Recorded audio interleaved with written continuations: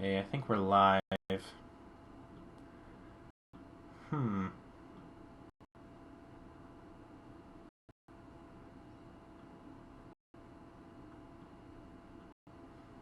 I had an event scheduled and I thought that it would prompt me in my Elgato whether to use that event or not. Maybe I have to wait until the actual event. Okay, I think we're live.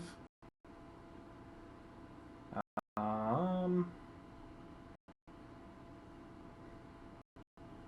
Okay, yeah, it looks like we're live. Not sure why I can't get it to come through my scheduled event, but we'll roll with it.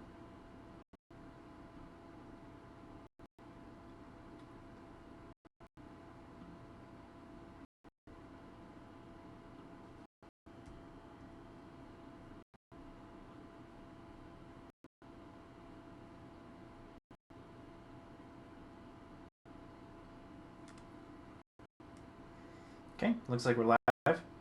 First thing I wanted to go over, I know not a lot, a few people have been commenting on my videos that Doom does not work offline on Xbox One. I just want to show you guys that it works for me. Now, if it doesn't work for you, then I'm not sure what the issue would be. But for me, it works fine. So, as you can see, I'm offline on my Xbox. I have my settings set so that I'm offline. I've also tried this with just the router unplugged, but I'm go ahead and load this. I've been hearing people have been having issues about right.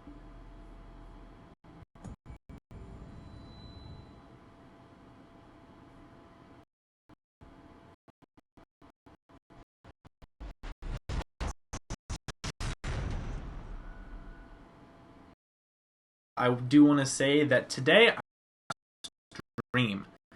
Unlike the last map that I built live on stream,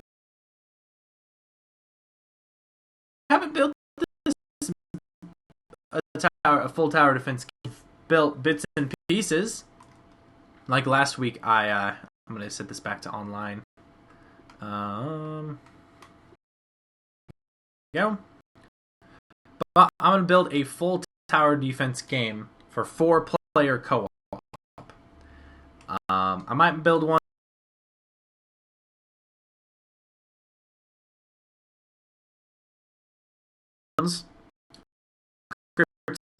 Enemies that come out time and they get progressively tougher.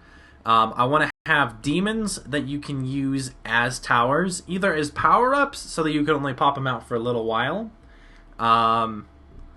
or as like a permanent fixture for a tower that you could put out, and then they're like pinned in one location, but they shoot the enemies walking by. I also want the players to be able to upgrade their own arsenal, so buy new equipment, buy new guns, etc. And I want the layout of the actual tower defense room to change as the map goes along, so that there's like obstacles in the room that appear and disappear and stuff like that. I've played around with it, and the mapping AI or the pathfinding AI for the bots is really, really good, so I should be able to do that no problem.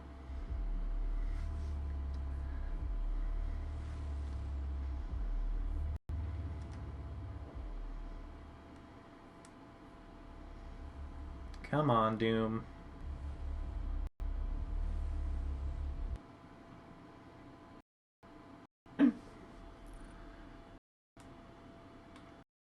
And we're back online again. Experience opening up Doom offline works fine. And I have gotten all the way into SnapMap while offline. And we're going to start a new map.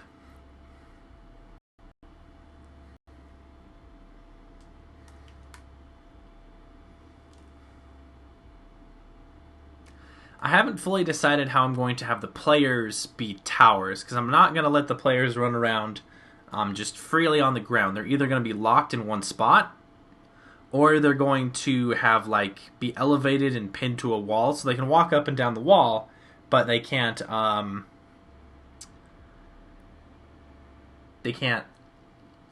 had just free range, but we'll see how it goes.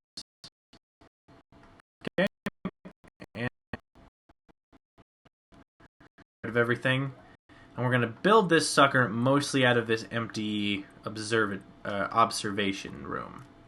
So this is where a lot of the fighting's gonna happen. The spawning room is gonna be this dead end over here. This is where all the fun stuff is gonna spawn, and then we're gonna have another dead end over here, where if the enemies make it, they are vaporized and win. Okay. So we need to get these doors so they stay open all.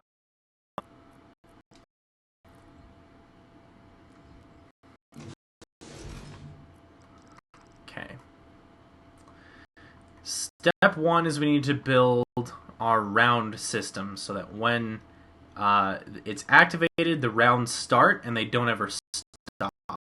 I could have it so that the player has to interact to start the next round, but I don't think that'd be as much fun. That'd give the players a little bit too much prep time. I'm going to just start with a terminal. Unused. We're going to come over here and put a relay down.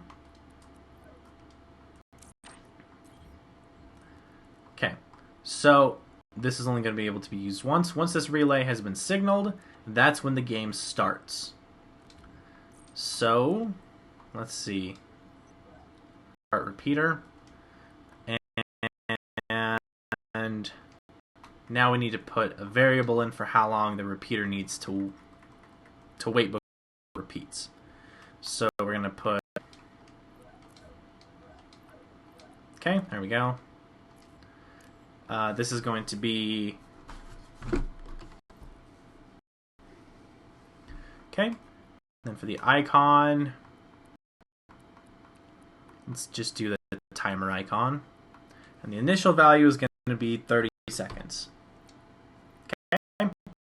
This is how long the round is going to be. Repeater, delay between repeats, is going to put in... Oh, can we not put in a variable? That's interesting.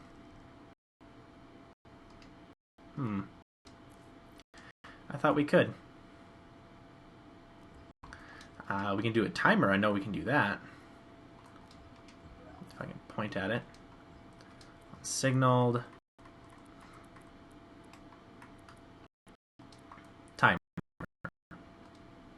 Start. Duration. This we can make a variable. Okay. And we might as well, leave it to show in HUD and put round remain. Okay. So on timer finished, let's put another relay in. And we're going to have it signal back to itself to start again. Okay. But we're going to put a delay on that. We're going to put like... Okay. So this should get our round system going and looping normally. Now there's a couple of other things that we'll want to do. I want to increase how long each round is after each round. So on the relay, we're going to go over to our variable. Number, pick our round length, and we're going to add 5. So every round is 5 to establish what round we're on. So then,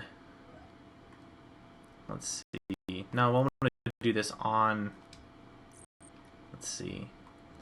So on this relay, we're going to, I gotta do this exactly. Because I want the round to change as soon as this. I guess we'll do it on timer finished. On timer finished, we'll grab a new variable and we'll add 1 to it. This is going to be, let's see,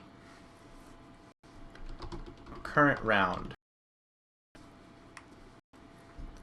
The initial value is going to be 1, and let's put this for skull. Okay. Round, it's going to go up 1. So after the first round is over, it goes to 2. Let's go ahead and give this a quick test. Throw our player, not our player proxy, player spawn in here.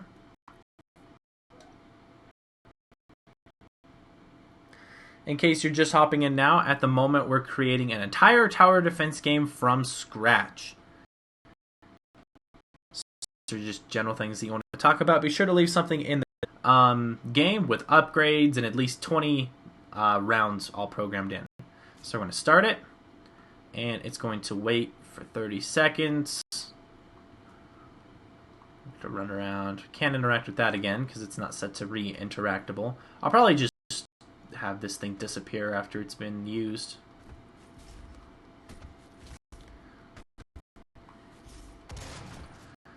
Okay, 10, 9, 8.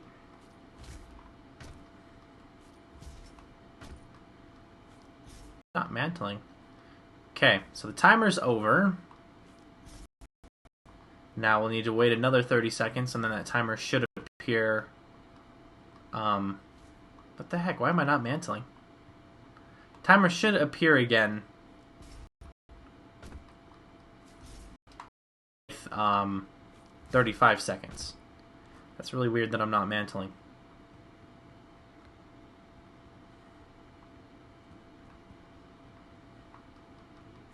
There we go. Okay, yep, there we go. 35 seconds. Good. So our round system and loop is working correctly. That's good to see. Our characters. I'm probably going to actually have them spawn in a separate room, like a room where they can buy their stuffs. What room will it be?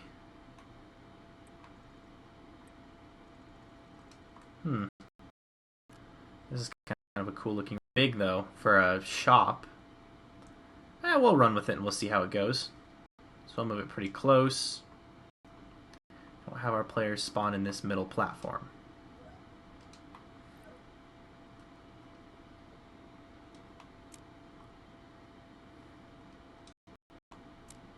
Okay.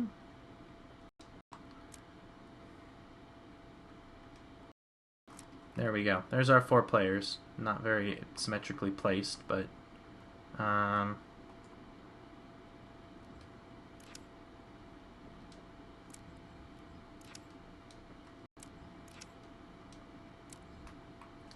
on.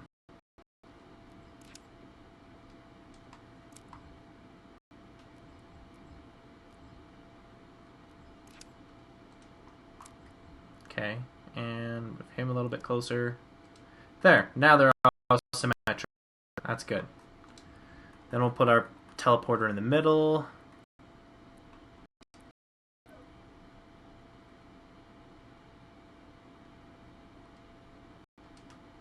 Okay. There we go.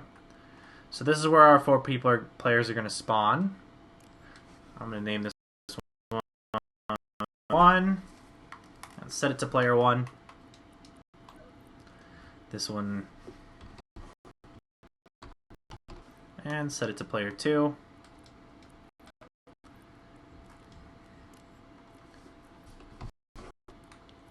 And set it to player 3. Obviously. A lot of rinse and repeat here. Player 4. And we'll set them to player 4. Okay, so now we've got our 4 players. The chat says, says, sorry I'm late. Yeah, I'm making a tower defense game at the moment. Right now, we're working on spawning in our 4 players. We've got our round system sort of built. This is how the rounds are going to loop. And it's going to increase the time of each round by 5 seconds and increase what round we're currently on. And that's all activated here. So we're still pretty early in development. It's going to be the shop room. And I haven't decided exactly how I'm doing all of this yet, because I want the players players to be towers, so obviously I'm not going to give them free range to walk around down here. That being said, I'm not sure if I want to restrict the players to little tiny boxes either. I'm thinking about maybe putting a couple of small platforms in the air that the players can move around on, kind of like this, but they still don't have a ton of free range. I don't know. What do you guys think about that? If you have an idea, let me know in the comments.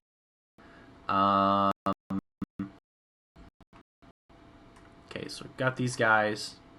Then let me get rid of this because I put a player. I guess I already got rid of him. Put in a teleport pad over here. Entered, and we're going to take this to our shop, which is right over here. Teleport 2. And on entered. Teleport 2. There we go. So we've got our teleport pad. That's good. I'm trying to think of what I should do next.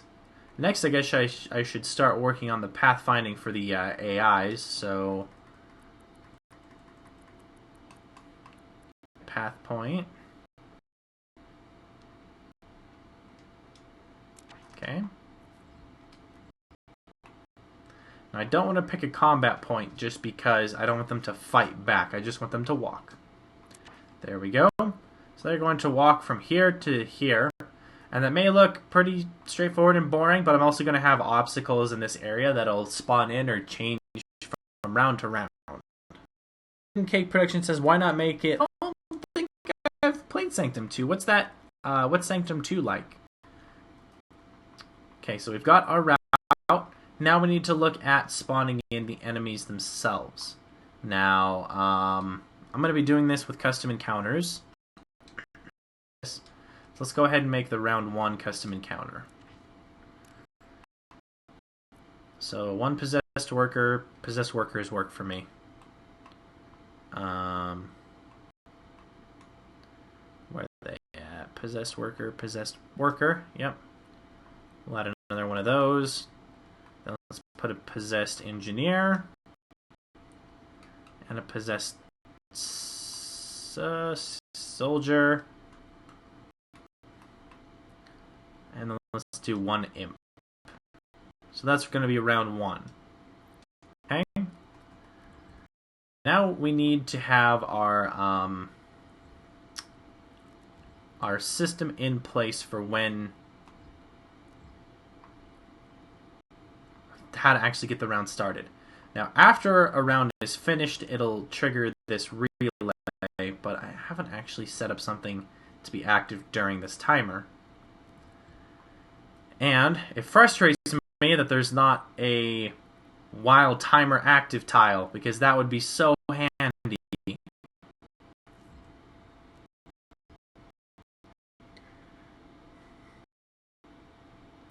Dogface Boy says, wow, there's actually a Pathfinder setting. Wish Project Spark had that. Project Spark would have been 10 times better even if it was poor Pathfinder. Even if you had to lock everything to a grid and keep everything at nice, pretty 90-degree angles, if they would have had Pathfinder AI, I could have done so. Dr. Bunyard says tower defense, however, players can move around and shoot with their towers in Sanctum 2. So give the player... I'm not sure if I'm going to do that. I want to have the player's mobility limited somehow, but... Dogface Boy says, I like letting them move on the platform that runs around the room.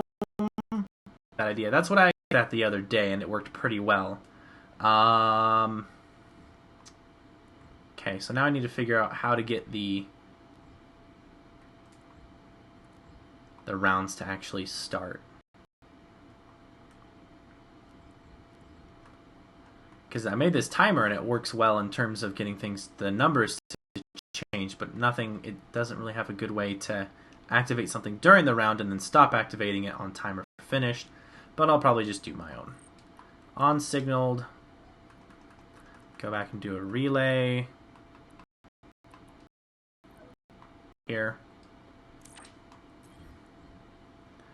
Now, yeah.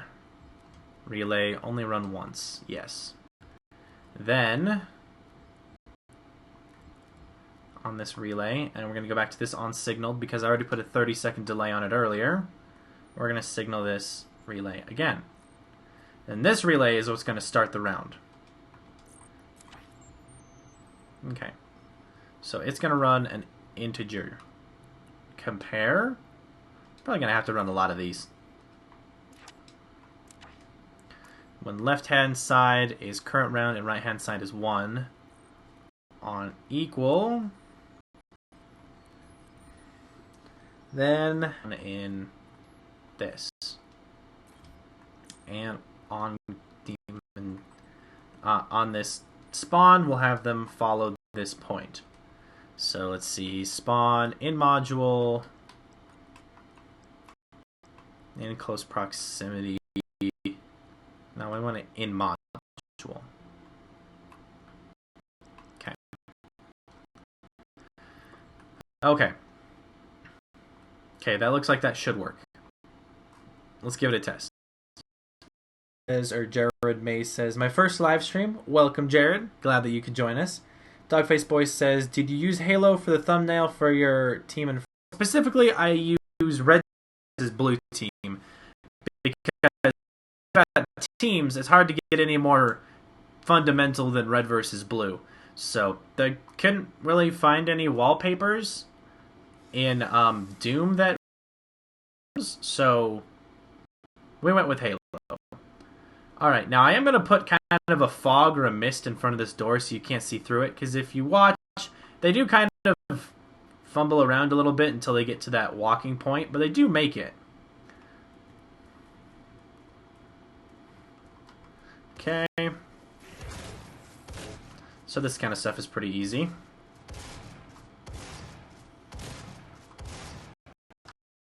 There we go. Okay. Now I'm thinking, and I would have to redesign my whole system I've got here, but rather than using a timer, and on the timer finished, it signals that, have it so that,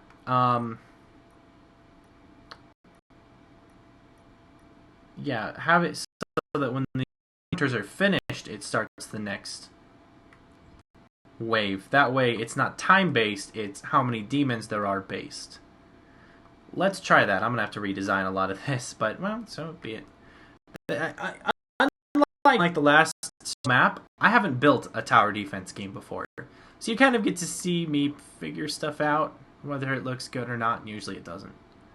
So, okay, we're actually going to ignore this whole system I built in here, and we're going to build another quick one out here.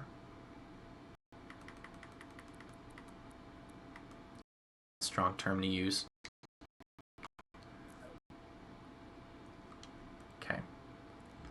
Unused. We're going to spawn in an encounter.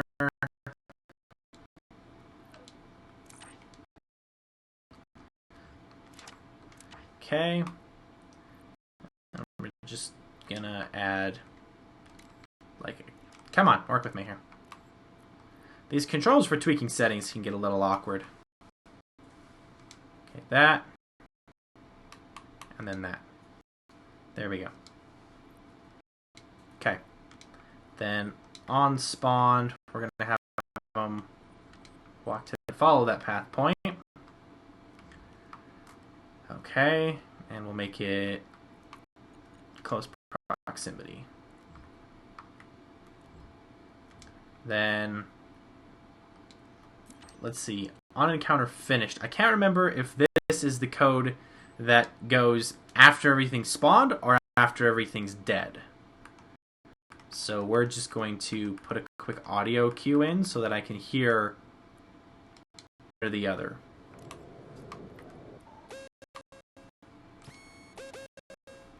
Okay. So this is clunky, but it's testing.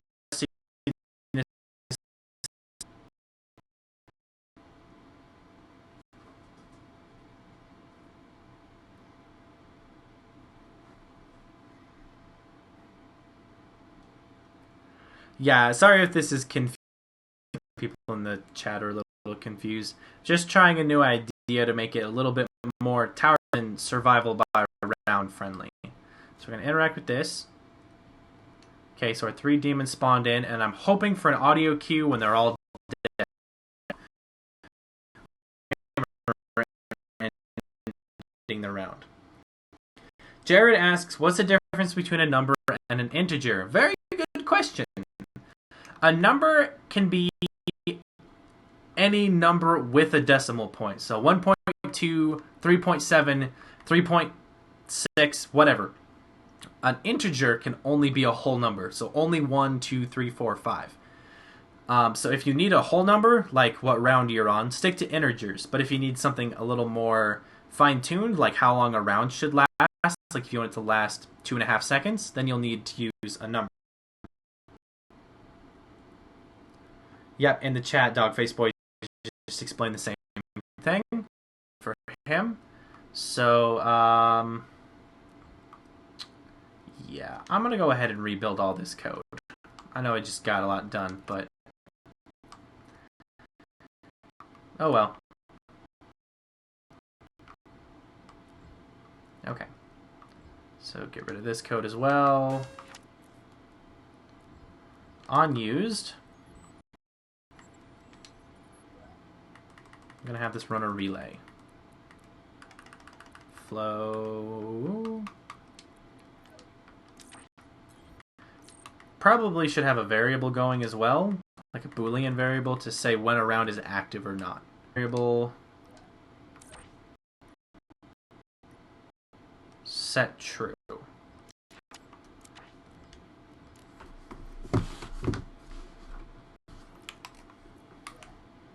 And we'll do another good measure.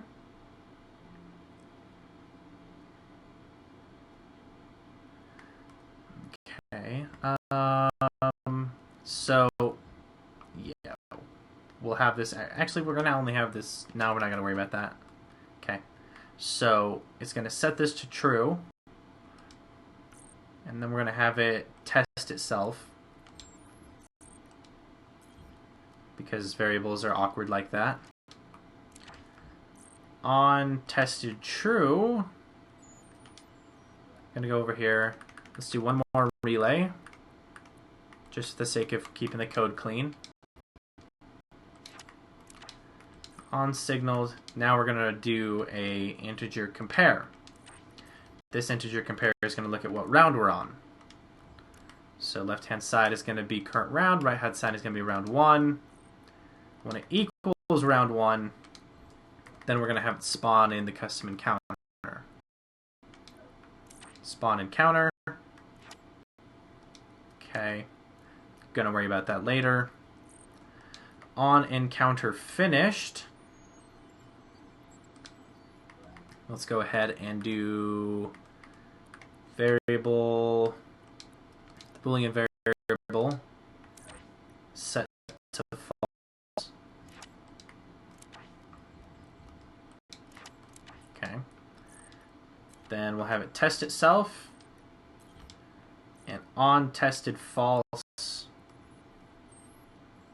we'll go ahead and trigger this relay again with a 30-second delay. Okay. So the idea here is, hopefully you could just track.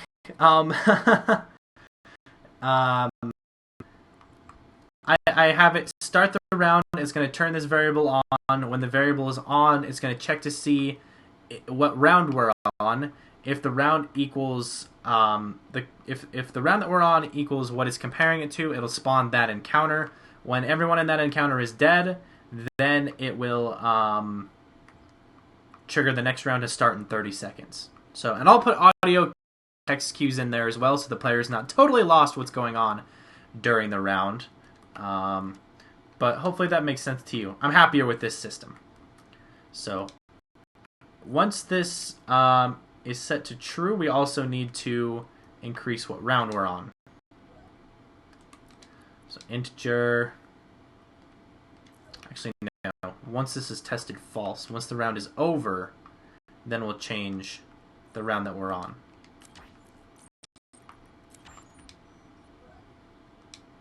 Okay. Current round. Add 1. And it should already start on... Okay. There we go. That made sense. I just blew through a lot of code really fast. Probably should save it by this point. Once again, I will be asking you guys in the chat to name the game before I publish it live. So think about your guys' ideas in the chat, and I'll definitely take a look at those and pick one of your guys' ideas to publish it. Got some pretty cool ideas for the last world. So okay, so I think the spawning system is here and it works. Let me go ahead and add more to this encounter.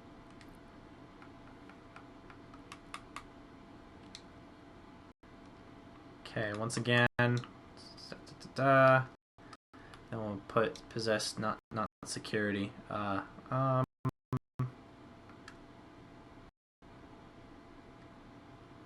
Okay, remove. There we go. Possessed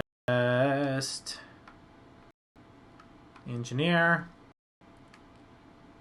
Let's do a horde imp.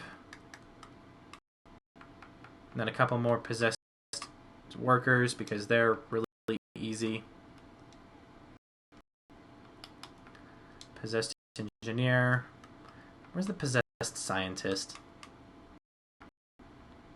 It's gotta be around here somewhere.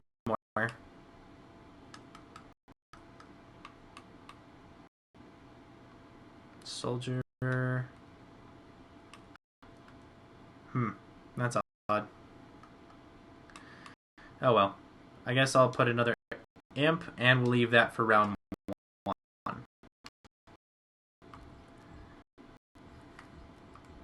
Okay, then for round 2, we'll have it do another test, an integer compare.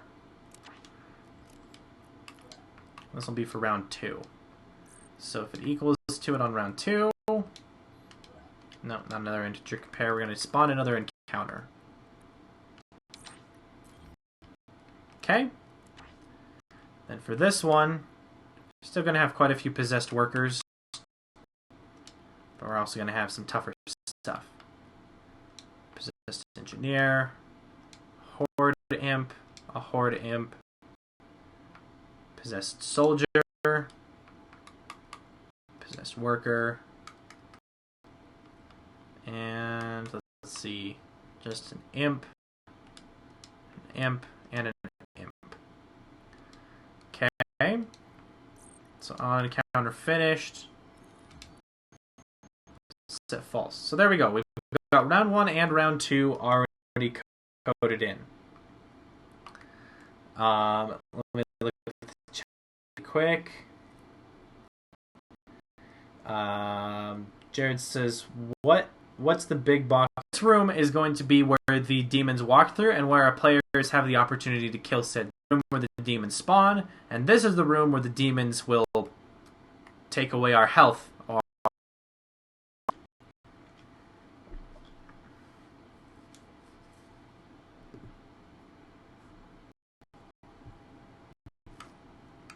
Alright. Go ahead and activate this.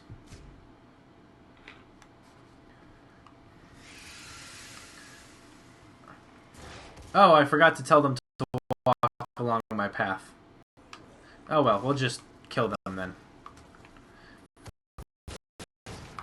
Should be effectively the same code, just they're not walking on the path. Is that all of them? Nope, we got one more.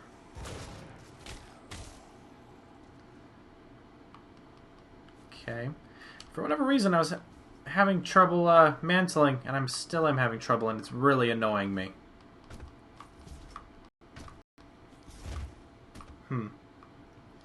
Well, we're waiting for 30 seconds for the next wave to spawn in. There we go.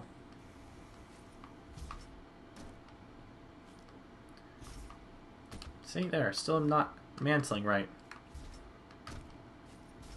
Okay, and here's the next wave. Looks like this is working because we've got more imps this time. Neato. Oh, we've got our soldier. He's new to round 2. Okay.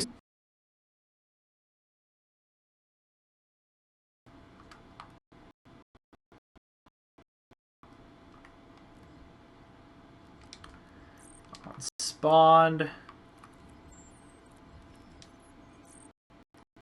Follow that point. Gonna bring this tile over here so that all these future rounds can quickly latch onto it. There we go. Now let's add the stuff in the dawn. Smoke. Put a couple of these in.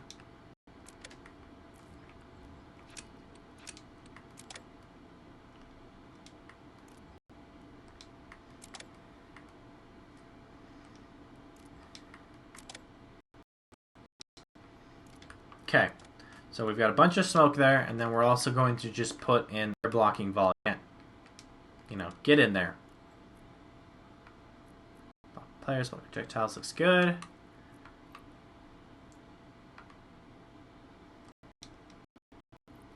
Okay. I think that might be a bit too small. We'll make it a little wider. If I can, yep, there we go.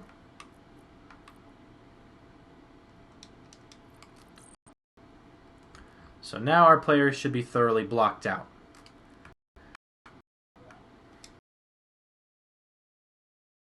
Work all nice and wonderfully, and I'm happy. So we're going to start the round. Lots of smoke in the door, so we can't see what's going on back there, but it looks scary, and we also can't walk through.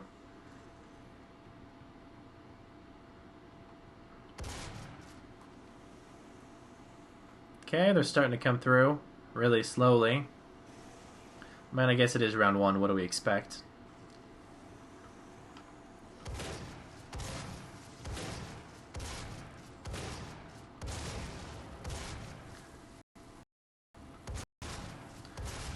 Okay.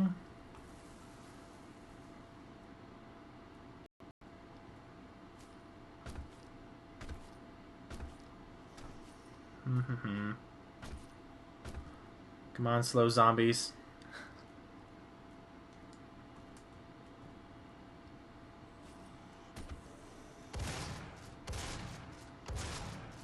You're safe behind the wall, aren't you? Probably should do something about getting these guys to move just a tad faster.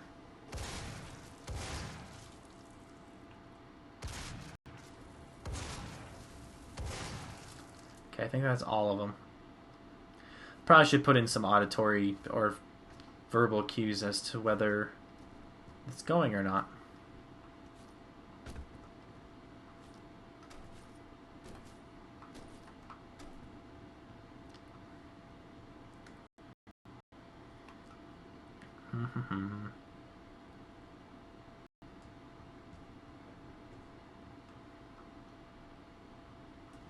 I'm thinking probably about putting like a big kind of U-shaped platform up in the air that the players are locked in, so they have some range to move around, but they can't run freely on the ground.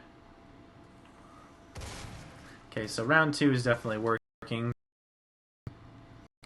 Now, one thing that we'll be able to do, demons to get here a little bit quicker, is this path point, we'll have them run, and then put another path point here, and this one will be walk. Yep. And this one connect to this one, and it'd be walk as well. Maybe, I don't know, point if it tells them to. We'll see. Okay, now I need to put in a couple of cues really quick to tell the players what's up. So I'm going to put the heads up display over here. I'm just trying to find a spot to put it out of the way. Okay. Okay. On player spawned.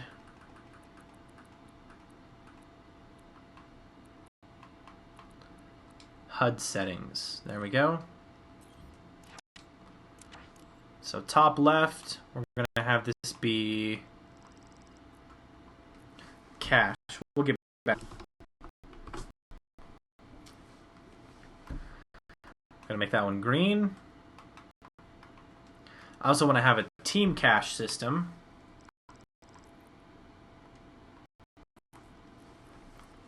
So I'm trying to think of a cool variable. Team.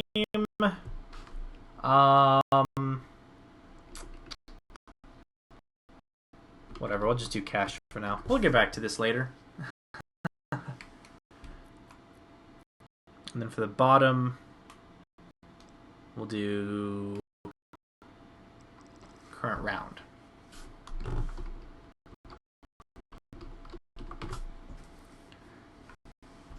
And its variable will obviously be current round, and we're going to make this one red.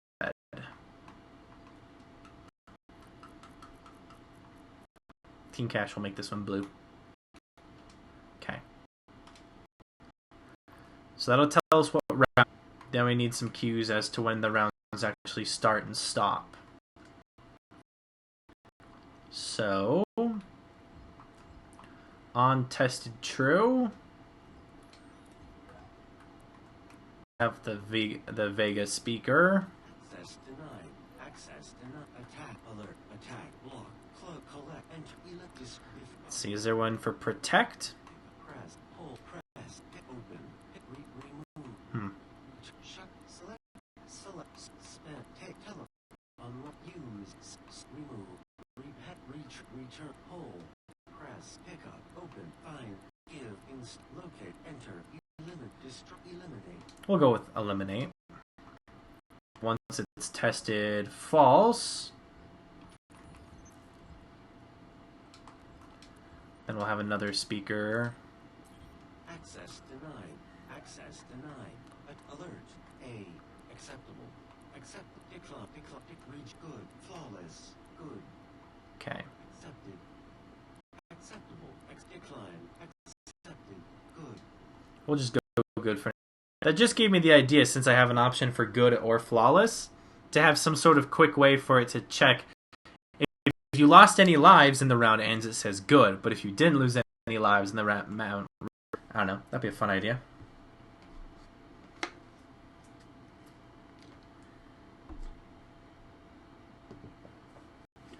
All right, let's give it a shot.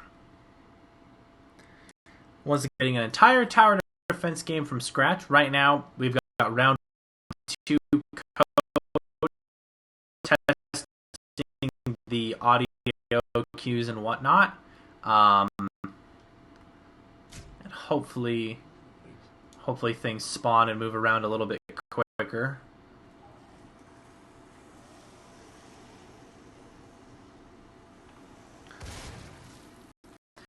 At the free range on the ground, but when later on I'm going to put in some platforms the player is stuck on. Probably should put in maybe remaining enemies, so have an enemy counter for how many enemies are currently alive. They seem to be coming out quite a bit faster. There we go. Okay, so now we're on round 2. Gotta wait for it to start. Probably should put in some music too while the round is going, just because music makes everything better.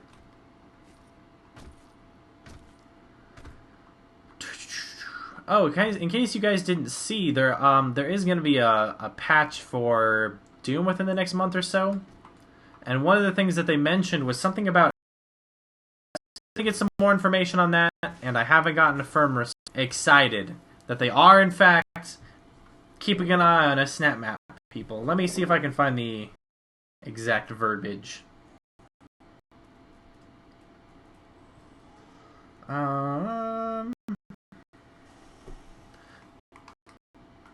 Kill these guys.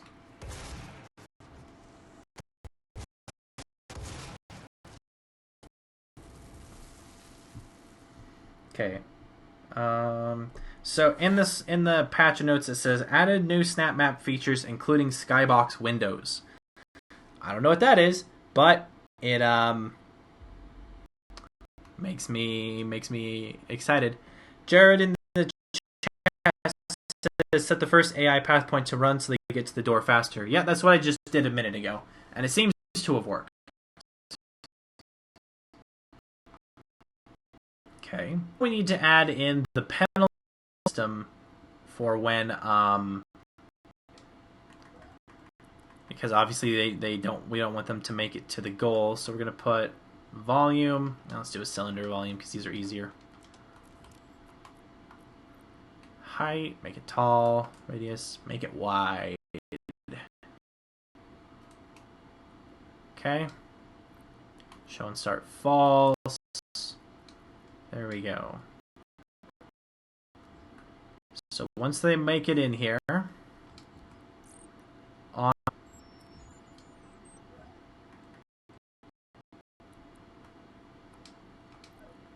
we're going to see. First, we need to have it decrement lives. So we need a new integer, and we'll have it subtract.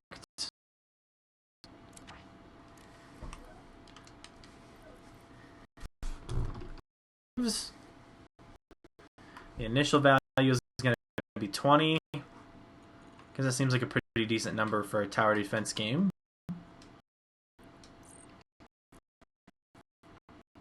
Okay. And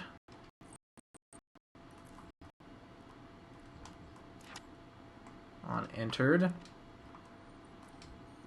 we're going to kill that, not kill it, we're going to delete that AI. Remove it.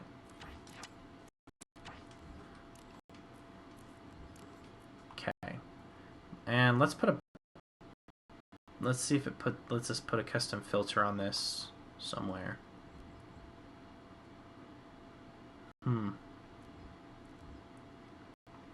Hopefully it just removes the demons that enter that.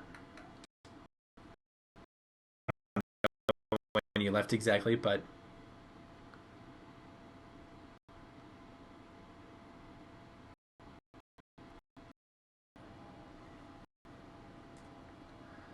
starting match.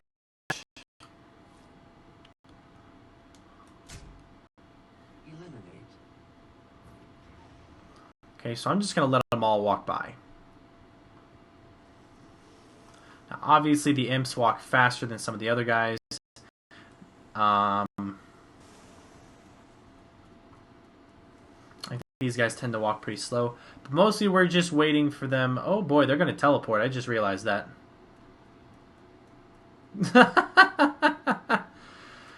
Oh boy.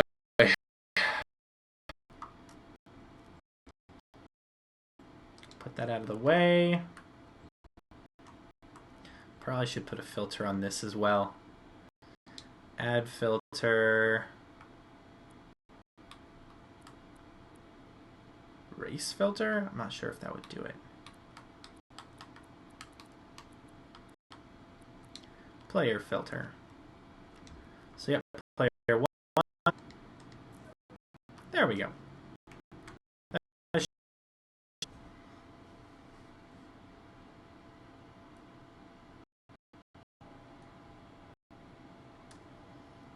Okay. So now, once again, I just want to double check. Okay, I can go through. Okay, we're testing whether the subtracting lives code works. So when the demon walks in here, it should delete them and decrement our lives by 1. Now I don't actually have a display up for how many how many lives we have, but I guess we'll just hopefully it'll at least delete just the one demon. Okay, deleted that demon, but not the others, so hopefully that worked.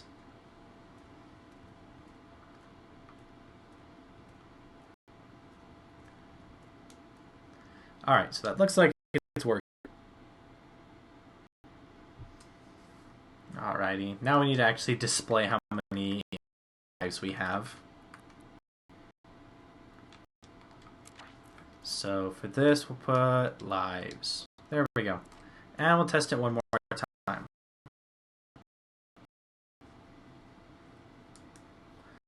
Hopefully once I get the whole system set up, then actually coding out all 20 rounds should go pretty fast. But always, setting up the system is always the tough. Eliminate. I do like that you can see the red glowing behind the smoke. That looks really cool.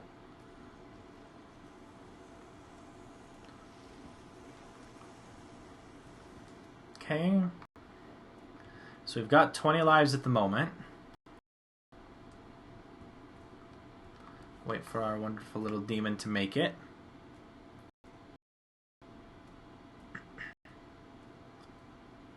And 19. Awesome. So our live system works. Oh my goodness, these guys are slow.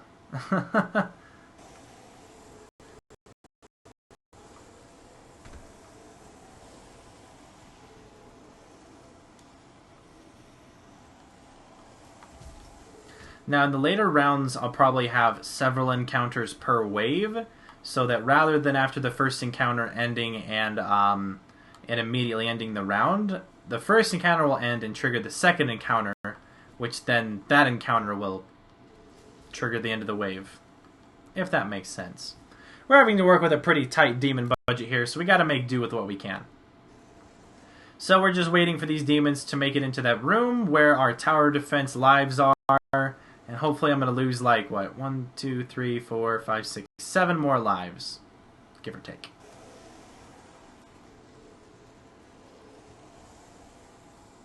Come on.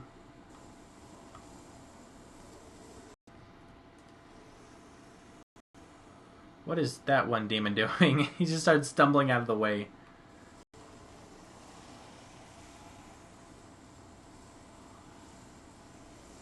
$16, 15, 14, 13,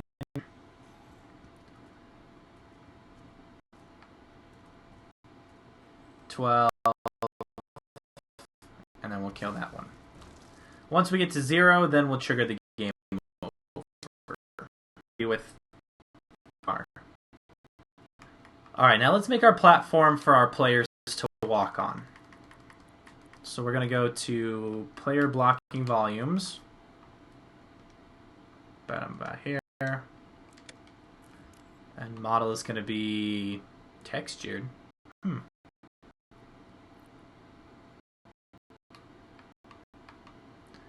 it a black texture, I guess. I didn't know we could do that. Block players, block shots. Since this is going to be the floor, we'll have it block shots. Okay, and then height, we're going to make it pretty thin. Not really crazy, insanely tall.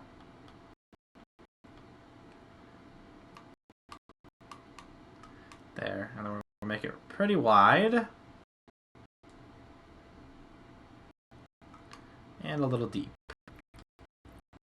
The texture doesn't look bad.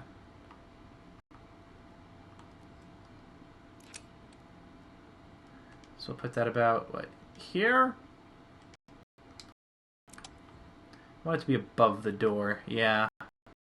I found that if you put objects like right against this wall, there's a really weird collidable object right in there that just makes everything feel really awkward. So we're not doing that.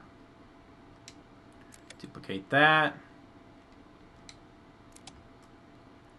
Okay. Doing these two platforms to line up nicely.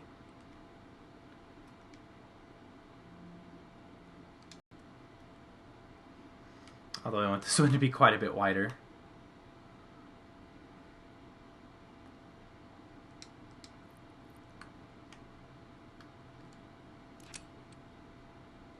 About here. Alright, and then we just need to get this lined up again. Well, it's pretty close already.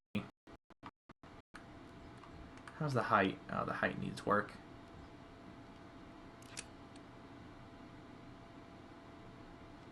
There we go.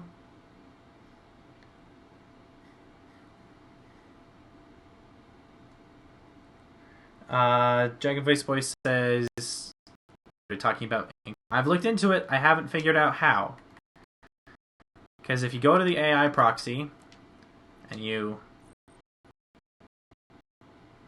on spawned give them a buff, there is no speed buff. It's health and damage, and that's it, which really sucks. I guess the AI, the demons just don't behave well if they're not getting, if they're going too fast. Okay, take this platform over here. Now to get it all lined up.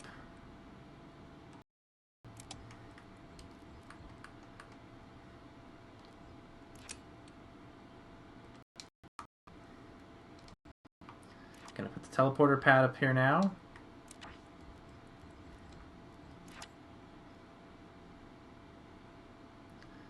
About right there. Okay, and I am gonna put walls on this so the player can't walk off. Make sure that the corners and stuff around the turns, they stay they're nice and smooth, so you don't have to jump over.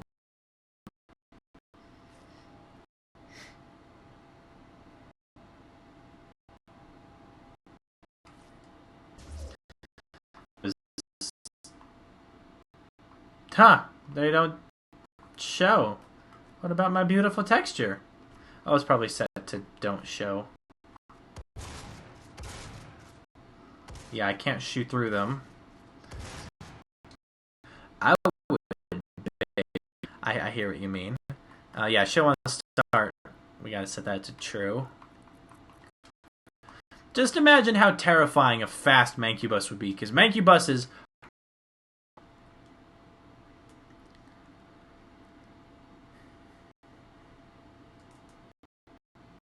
Let's try that again. Off again, but at least it displays this time. Let's see if I can get back on.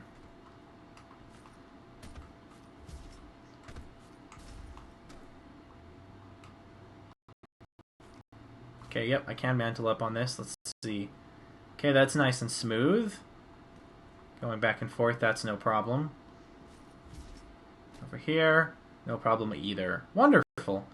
So this is actually, I'm pretty happy with this because it gives the player quite a bit of mobility without a ridiculous amount of mobility. Neat. Okay, I'm happy with that. Now, tower defense game in Doom, we've gotten our live system made, our round system made, and now we're just putting in where our players are allowed to be. For the sake of convenience, I'm going to put one more little tile back here where our teleporter is going to be out of the way. So we're going to put this width down to like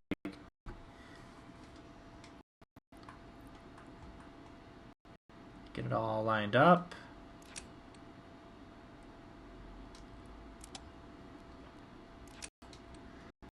Okay, and this is where our teleporter is going to be, so that as the player is running around and focusing on the enemies, they don't accidentally teleport, because that would suck.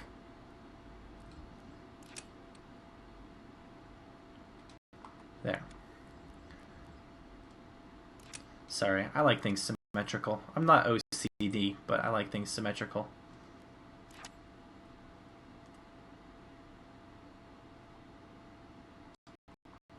There we go. Now we need to box the player in. So we're going to be using a lot of the same player blocking volumes. Except this time, it's not going to be wide. Height, we're going to make it pretty tall.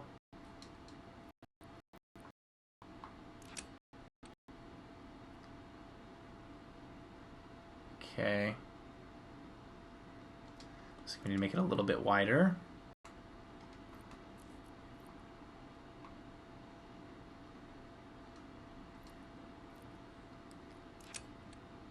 Oh, wrong thing. There we go. Duplicate, and we'll move this one over here.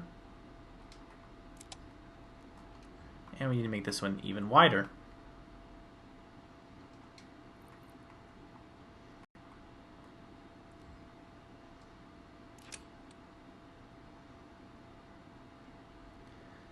I really do like that they give you a nice little line that you can see where these volumes are colliding with, because that's how I'm lining it up with the edge, and it's really nice. There we go. So we've got that one in. Duplicate it, put this one here on the edge, and we'll shrink the width down. Now these don't have to be perfect, obviously, but they need to be roughly the right size. Put this here.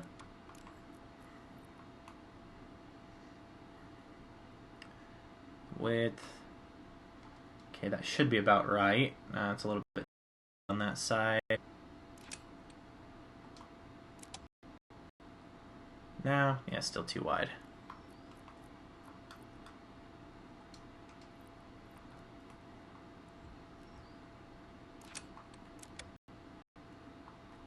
Okay, there we go. That looks about right. Now we can copy and paste these guys and move them right over here because it's the same width.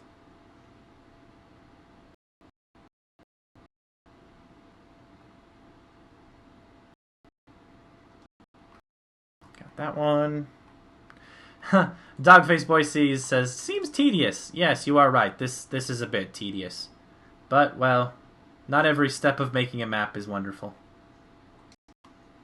It's fun, don't get me wrong. This tedious stuff I enjoy. Or else, obviously, I wouldn't be doing it. But, yeah, this is certainly the... takes forever times. Okay, and then we need one more behind. So we need two more behind. Several more behind.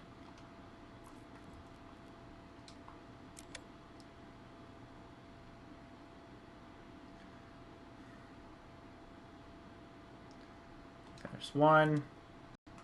Duplicate that and put it over here. Okay, that's two. Then we need a couple of shorties to just cover around the teleport, so I'm going to be borrowing these.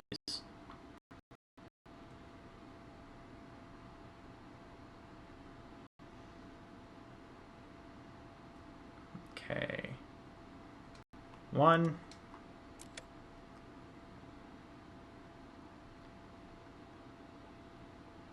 Two. And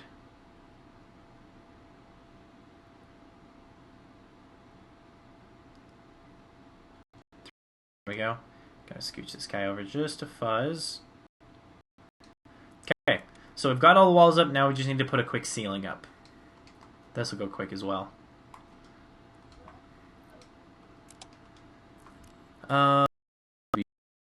Shooting up, but I'm not gonna block it anyways.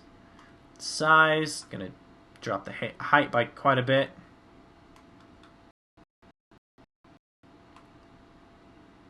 Pretty wide, pretty deep.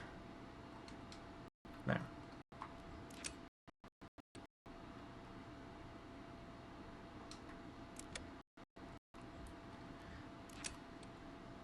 Clearly I need to make it wider and deeper.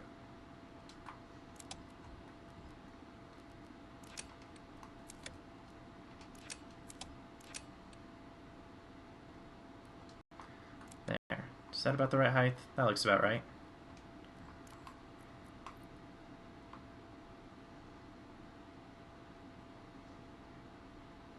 Okay. Move this one over here.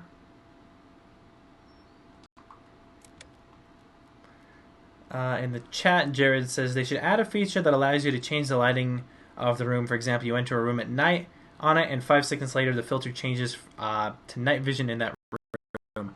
That would be awesome, to be able to change the lighting or the atmospheric effects in Logic.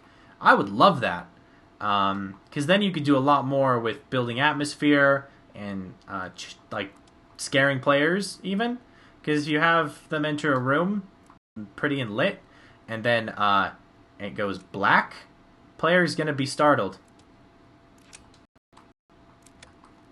That should be close enough.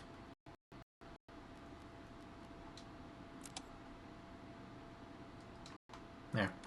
So the players should be thoroughly boxed into these rooms now.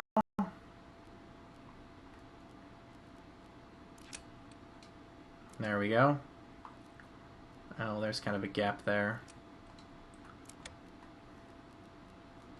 And there. Alright, that should be good. Let's test it. Dogface Boy says, you should do a live stream where you play multiplayer in Halo 5 with viewers. I have it for Xbox One, unlike Doom, so I definitely join. I would do boss like 10 times. I did enjoy the story. That being said, I enjoyed like Halo 2 story quite a bit more. But the multiplayer just really couldn't get into the multiplayer. Okay, so I'm pretty boxed in. Now, if you run along the wall, occasionally you'll get snagged on stuff, but okay, I can walk all the way around here. Oh, no, I'm pretty happy with this. Now, I can't interact with that to start the game, but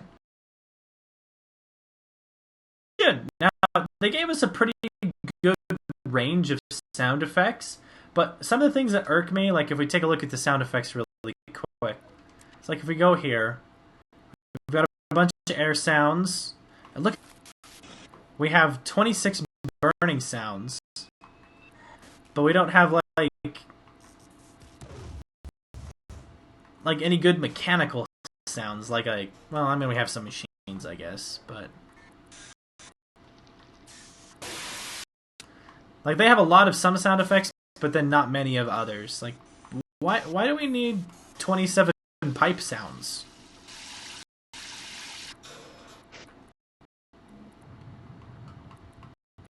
I don't know. But yeah, more sound effects. Never gonna hear me complain about that. If anything, you're not gonna hear me complain. So, alright. Map and stuff built. Let's go ahead and put this panel up where the player can get to it.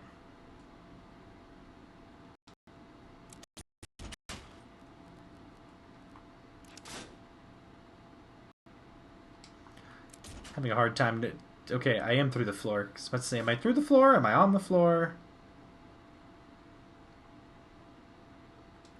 Okay. That's looking good. Then unused. Delete itself. After like a half a second delay. We're also going to add some text.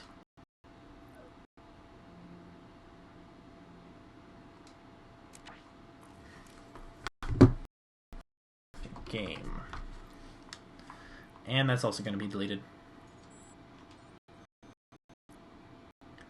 Kind of nice if they wouldn't put these tiles inside of other things, but oh well. Hide. There. So when they interact with this, it will delete this and it'll start the round. Let's give it a shot. So he's actually going to be like a full 26 character keyboard that the player can shoot each letter and then types out the player's name if they want, and then that name can be used later on in the game. Start the game.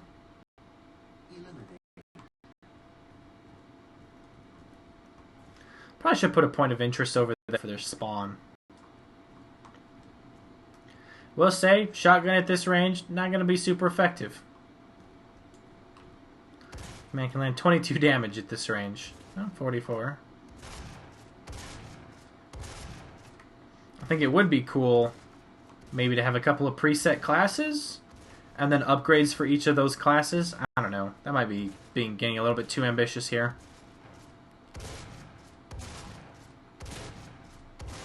Nice.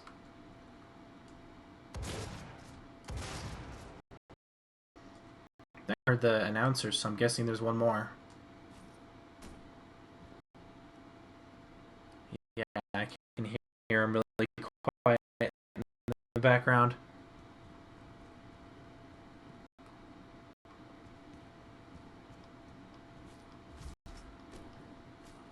Okay, you can double jump, but you get stopped pretty quick.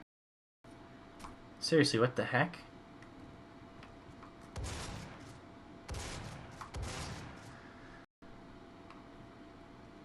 Well, that's interesting.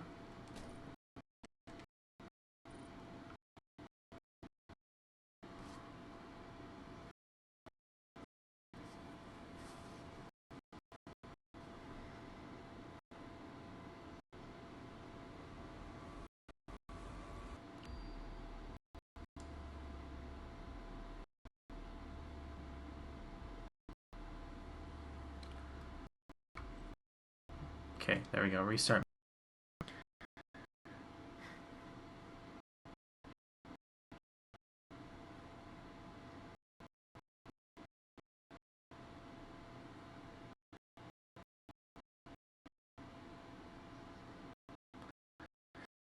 Given the fact that Dogface Boy says, yeah, they need skybox options.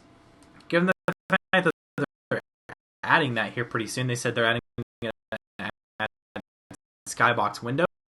Don't think that's going to be adding outdoor modules, but that tells me that they're starting to get the proper outdoor. Eliminate. Start this again.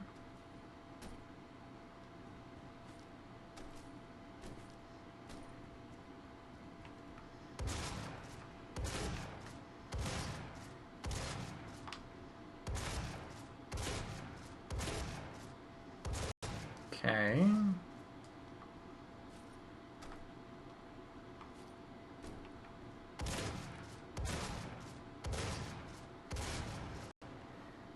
These guys that explode can certainly get some work done.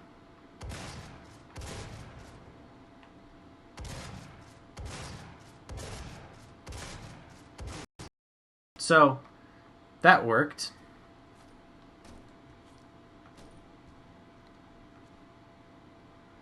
Huh, did the stream go offline for a second? Looks like the stream might be a little bit behind, but we'll wait for it to catch up.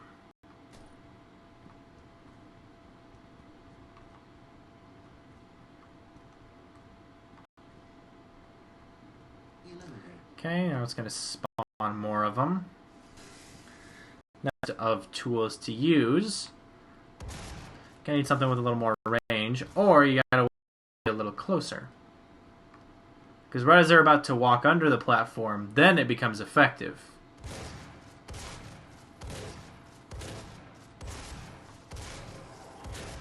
Kind of like that. That is... Man, you really notice the gore a lot more when you're looking top down on it.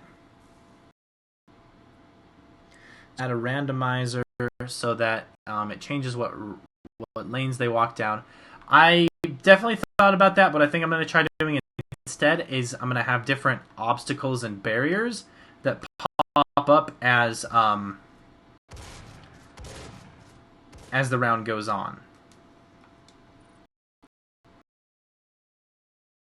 We'll be constantly having to bear the players' trouble around the new barriers. So it looks like pretty happy with how it is so far. I am going to change the HUD settings, though. I don't think I'm going to worry about a player score for this game, even though I was going to add one initially. I think I'm going to put lives there instead.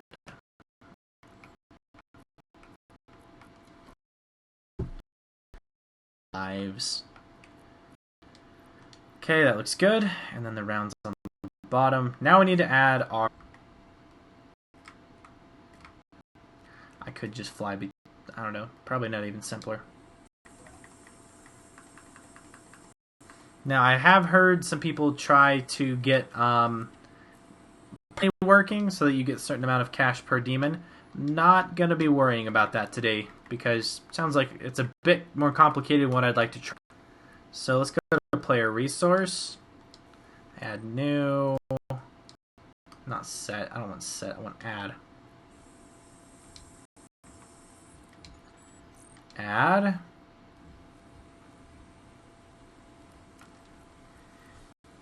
$85. Then on down. It's going to add. Jeez, come on.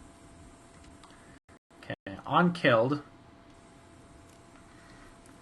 85. On down. Hurt. Add 15. Then activator attacker. There we go. So they are going to start getting hurting and killing demons. Let's go ahead and add that to our heads up over here.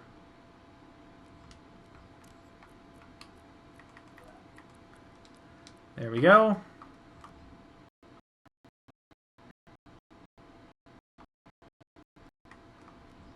Looking good.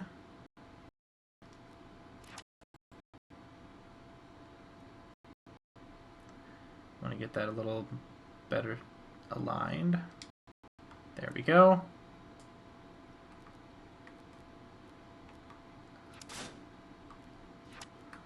And I want to put this right in front of the teleporter.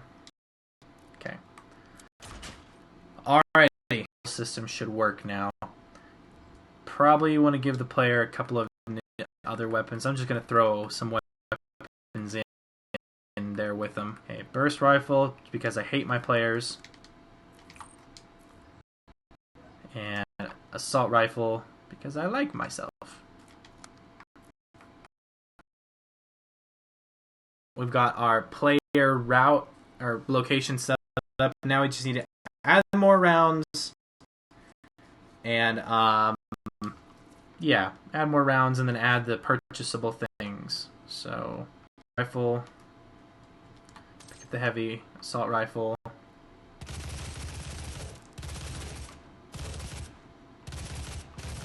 Okay. So this works pretty effectively. I think the burst fire rifle would actually work moderately well too, because it's got decent range if I can land these shots. Still hate this gun. Oh, they're the shootable wall. Probably scooch that wall farther back so that as soon as you can see the demons, you can shoot them.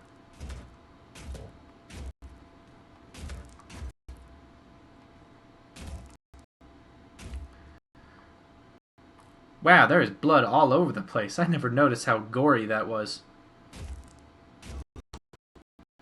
Good.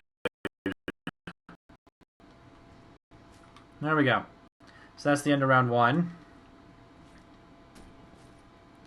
And obviously during this time we'd be teleporting back, getting our stuff, buying our guns, and then teleporting back in.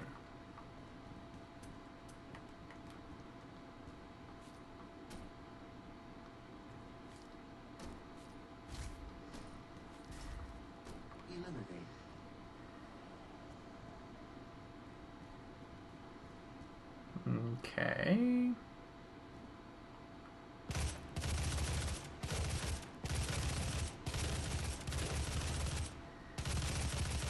Seems like ranged weapons are pretty effective taking them out, obviously, as soon as they start walking out.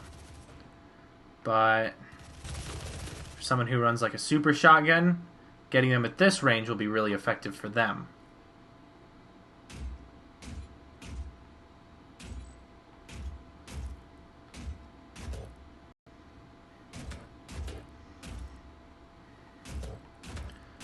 Okay. Alright, now I don't have any more rounds coded, so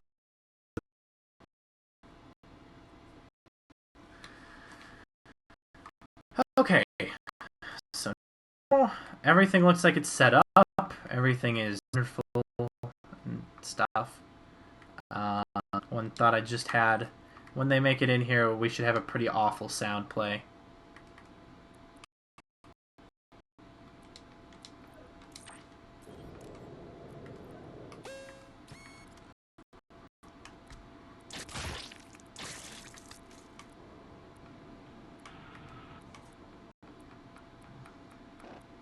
Why do we need 42 hums?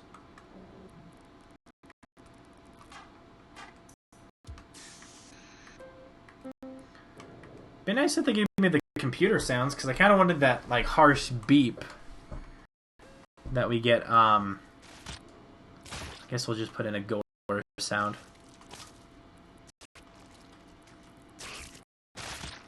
There.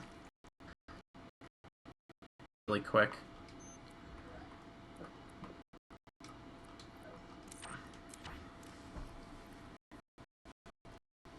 Put that for 2 seconds. There. So the player ambience, or yeah, ambient noise would be good. Yeah, but sometimes like the 3D sounds, they're pretty low. They don't like map. So it'd be nice if some of those sounds I could have in 3D as well. They should be able to, or see as they see the demons, they should be able to start, spawn and kill the demons too hard. Now let's look at adding more rounds. This is the fun part. At least I think so. Still getting used to some of these controls. I'm too used to Project Spark's controls. After 1,500 hours, you kind of get used to it. Equals to spawn custom encounter.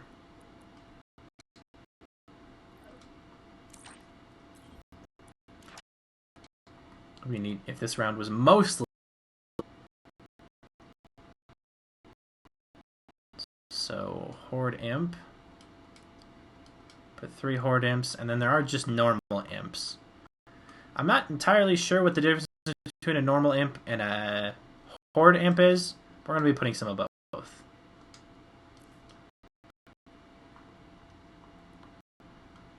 Okay, and then we'll put a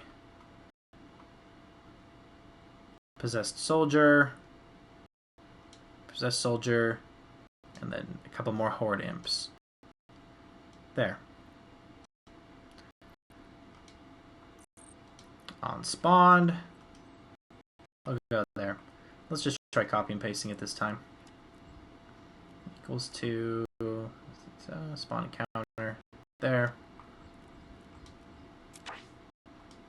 Okay. So once they're spawned in, they'll go there. And instead of 3, we'll go 4. Remove. And then this one will do a couple of possessed soldiers. Let's do 1 possessed security, even though I hate them. The shield should give players some interesting stuff to work with. Possessed engineer. Let's do another horde imp. Let's do a hellraiser because these things look cool. Another possessed soldier, and then possessed security.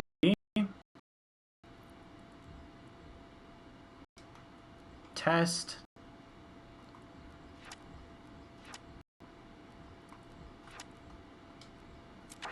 Put another one of these out. Got 5. Again, we'll remove all these guys. Let's do 2 possessed security to lead the pack, and then a possessed engineer or 2. Possessed. Man, lost soul. Let's do a couple. Let's do a handful of lost souls because that'll be annoying.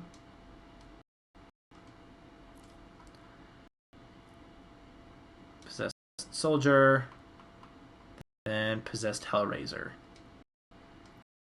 I'm really curious if the lost souls will follow the path, or if they'll attack the player like they always do. Have 5 waves. For the sake of speeding things up, I'm going to turn down the time between waves to like 10 seconds. Sound good? Sounds good. Save that. And we'll play. Once again, on our tower defense game, building the whole thing from scratch. So far, so good. I'm happy with how it's coming so far. We've got our round system working, our cash system working. We've got our platform for our players working. So far, so good. So here's our platform. Got a couple ones that I just placed for myself. I'm gonna have proper shops, but it just occurred to me I'm probably not gonna have enough ammo to kill all these guys for 5 rounds.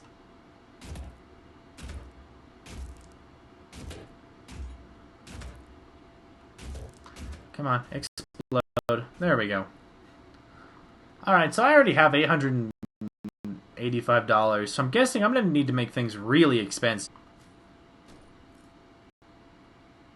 I'm probably going to have a scaling difficulty for multiplayer, so that if there's one player, it might have like 75% health, and if there's 2 players, they'll have 100%. If there's 3 players, they'll have like 150% health, and if there's 4 players, it'll be like 250% health. Something like that.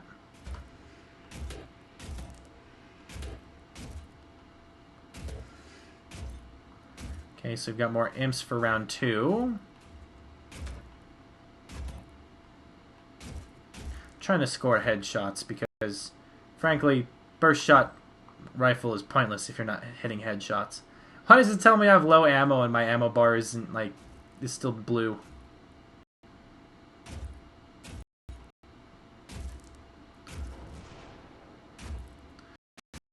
Okay, so that's round 2. On the ground.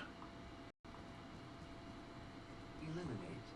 Old Siren says, I'm back. Welcome back, Old Siren. Okay, so we got a lot more imps this time. A lot more imps.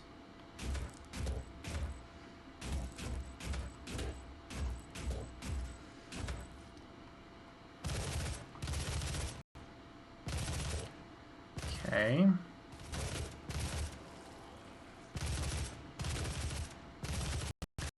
Depending how ambitious I get with making this, I think it'd be cool in the shop if... Because I want to have the players be able to increase their damage output. If they could spend like $2,000 to increase their personal output, or like 10 grand to increase the entire team's output. Just in case one person starts racking up all of the cash, they can still help their team. Where's the rest of them?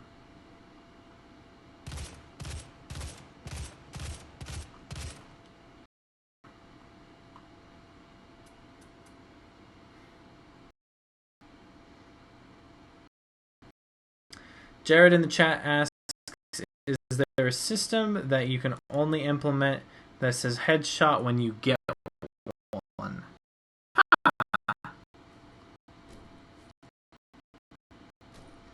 Not that I'm aware of. There's not too many... I can't think of anything in hand where the game recognizes a headshot over just a normal kill. What's the deal? Why can't I... Where's this last guy?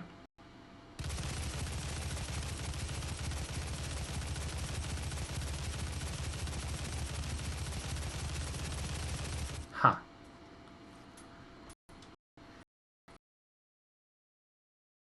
Break. I have played it. I haven't beaten it yet because I got distracted with other games. But yeah, I do own it. I have played it. Why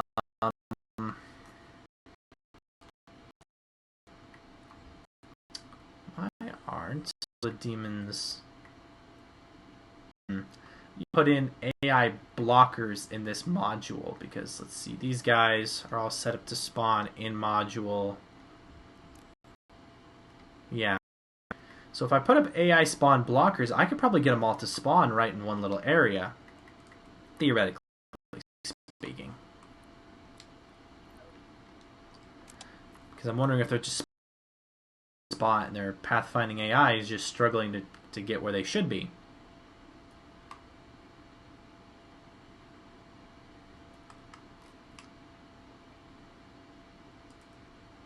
One can hope.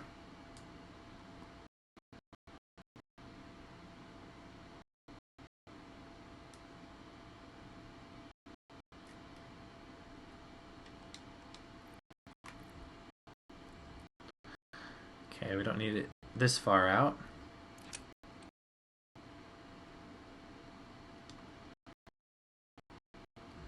So about this whole half of the room is blocked.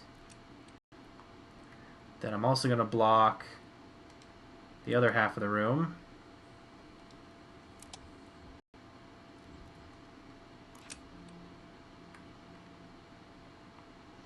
If it lets me. Okay. Theoretically speaking now, they should all be...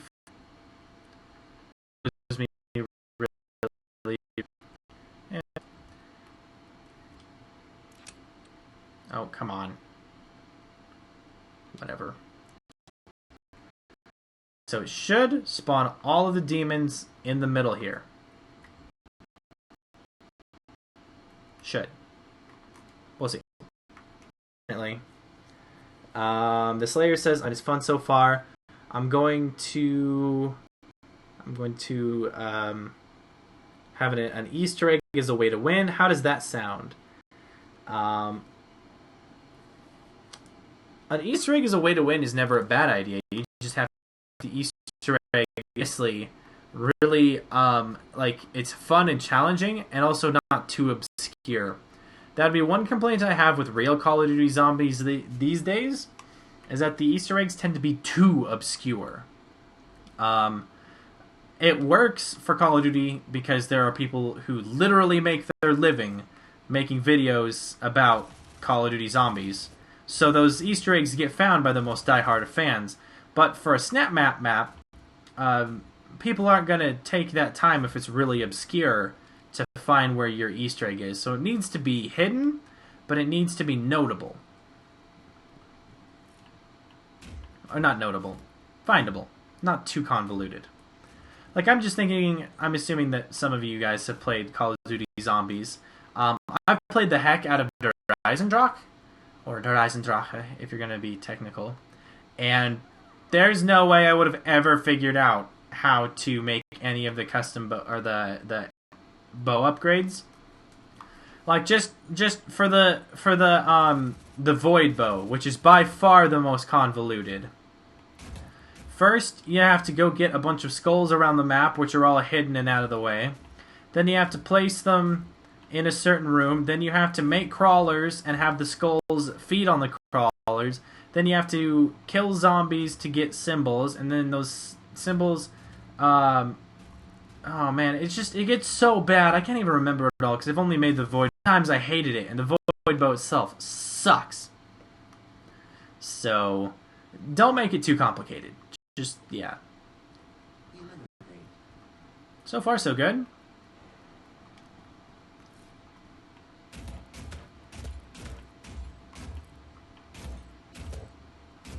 I'm going to need to increase how much money the players can hold, because $10,000 is going to be nothing, and that's what the current cap for cash is. Okay.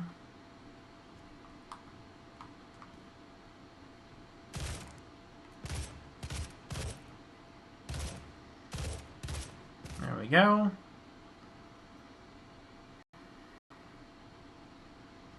Maybe? Man, come on, come out.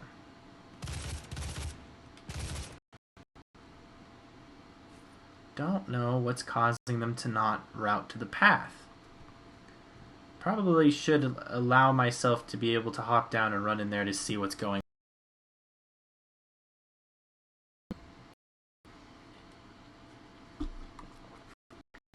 so this end keeps pulling off, so I can hop down. There's room in here for me to pass, so I can see what's going on and where is the demon and why isn't it doing what I want it to do. Oh, it's probably spawning up here, to be honest.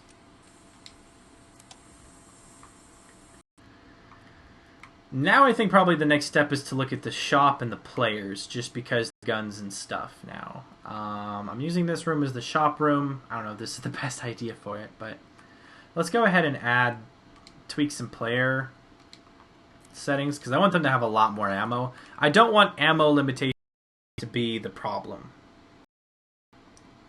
The BFG. I don't think so, no.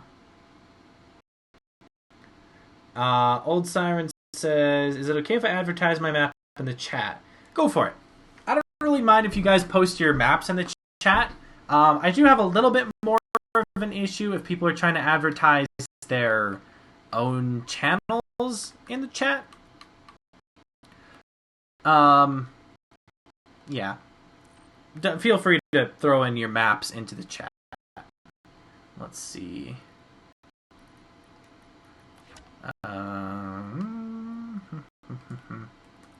What am I looking for?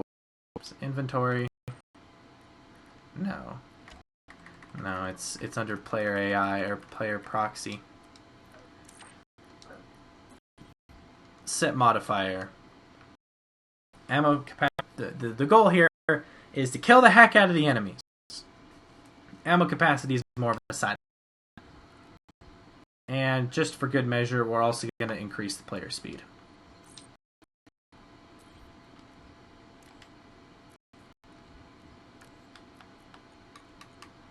Speed 300%.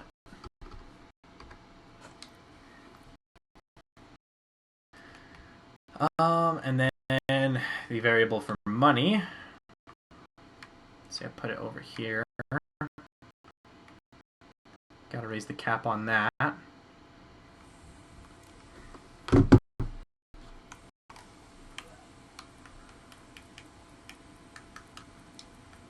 Initial value 500. Max value need 1 million. Alrighty. No, I don't want to.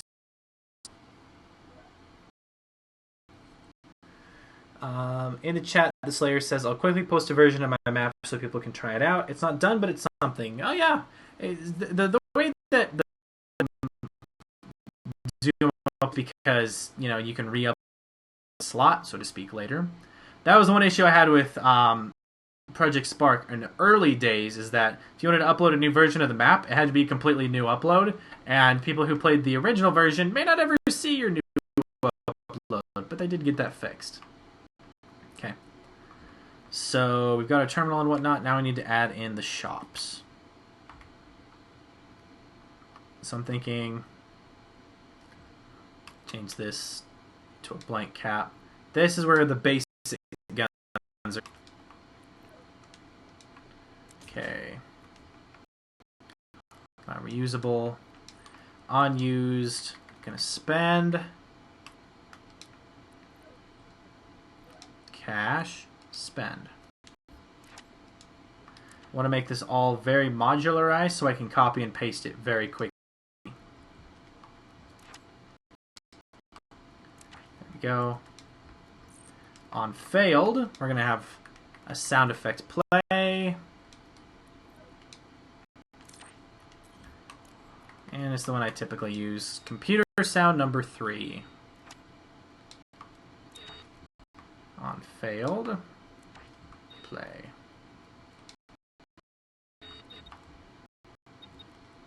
Okay. Alright, and if they succeed, we will give them a gun.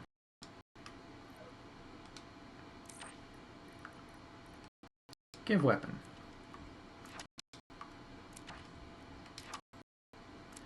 Now we have them spend. Let's. Okay. So give weapon, combat shotgun with grenade launcher. Alright. Now we need to add the text. Now I'm going to add 3 lines of text for these. One for the weapon, one for the weapon mod, and one for the cost.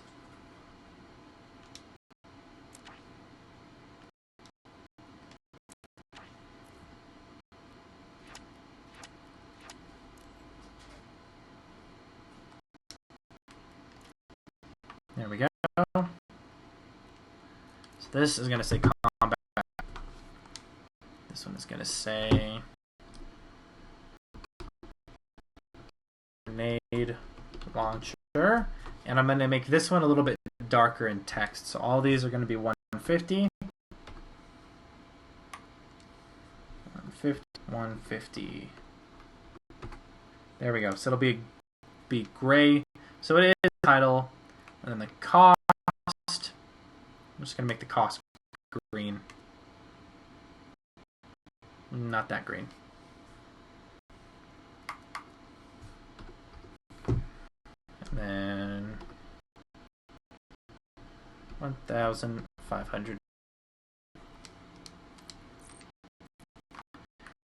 I think what I'd rather do instead is make it, and then actually make the top text larger. Sorry, I'm a graphic designer, so I like my colors and stuff to be pretty and nice and everything to look good. There we go. In the chat, it looks like the Slayer says, could you try it out and tell me what you think? I doubt I'll do it on this stream, but I could check it out at some point. Gotham Knight says, how long do SnapMaps take to make? Obviously, it depends on what kind of game you're making. If you just want to make like a deathmatch game where enemies spawn in and they kill the crap out of each other, seriously, probably make it in like under 30 minutes if you know what you're doing. I built an entire Killing Floor game in about 2 hours on Livestream. I think I've been streaming this for just over 2 hours. So far, it's so good. It depends on the world and how to put into it, but it is really quite streamlined. Okay. I'm looking at the chat some.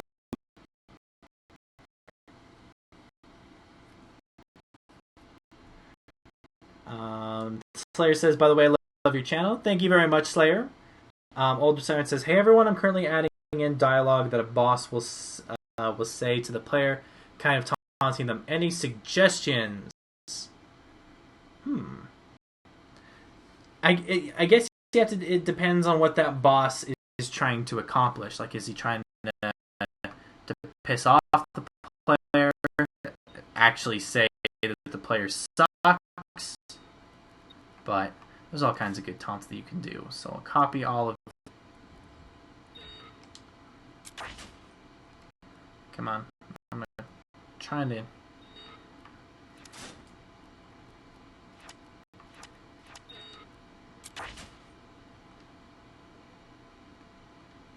One more time. There we go. So we got 3 shops. That one is the combat shotgun with a grenade launcher, which will be pretty cheap.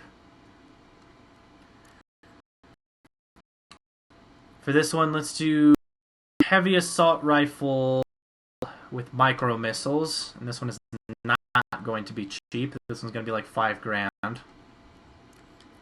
Now let's do.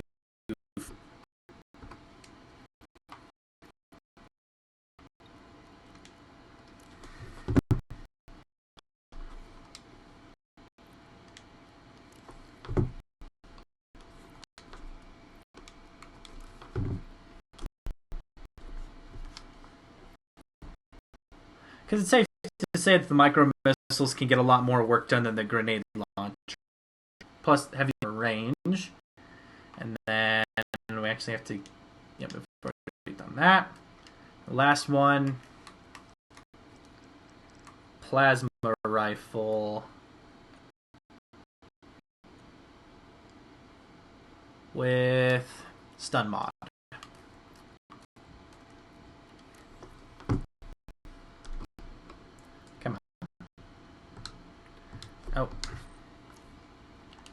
There.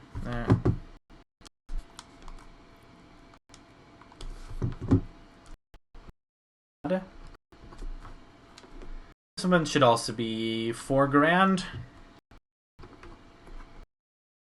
About right. Got 3 weapons here. Now I don't think that that's nearly enough, so I'm probably going to be putting 3 more weapons over there, or... No, I'll probably put 3 more weapons there, and then 3 more weapons there. That seems a little better. Now, I wonder if I can copy all 3 of these at once.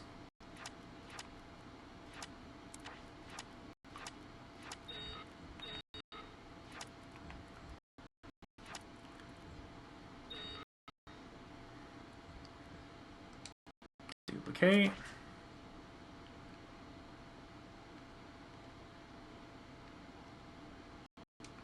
That worked surprisingly well. Oh,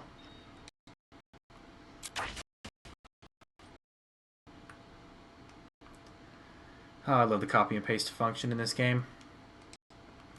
Okay. So now we just need to... Okay, so now... Gonna have the super shotgun. And given the fact that it has no mods, gets no mod. And gonna have the super shotgun because close range. All the capability at long range. Okay. Heavy assault rifle. Instead of the heavy assault rifle, this thing is going to be expensive.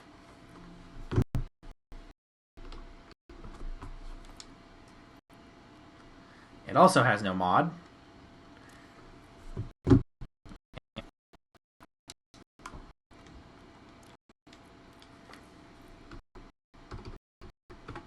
Okay.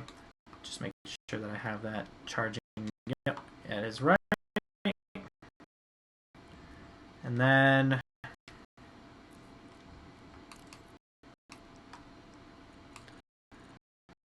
Okay, so we've got hell shot, heavy assault rifle. Last thing kind of sucks, so it's not going to cost a lot. I guess all 3 of these weapons makes sense. Does anyone else feel like super shotgun is a bit OP in SnapMap? It's a bit OP anyway.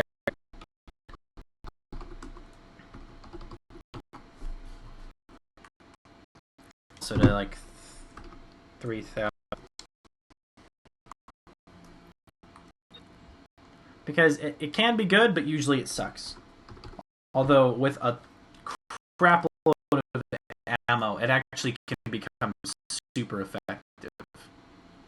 There we go. So we've got those.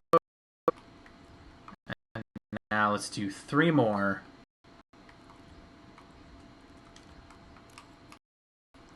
So let's see. We even have 3 more. Burst rifle. Might as well. No mod. $1,000. Guess they'll have something to work with.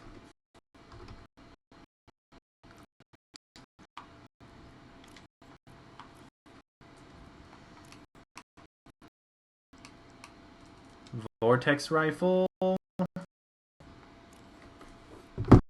Like more of these, less of these guns have mods than you. Vortex rifle? Nope. Vortex rifle. Let's put this guy out. Okay. Oh boy, what should the last weapon be? Let's see, chain gun. We've done everything, man. Pretty much all the normal weapons.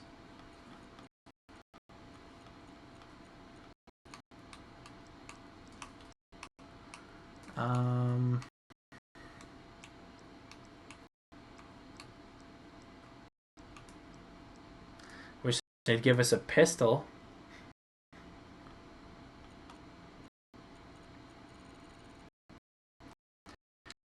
I guess put it in spooling up mod, the Gatling mod. Done.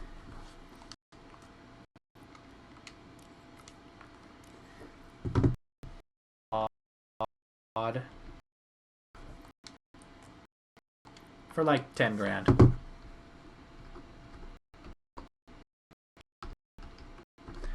I am also gonna have the Goss and the BFG available.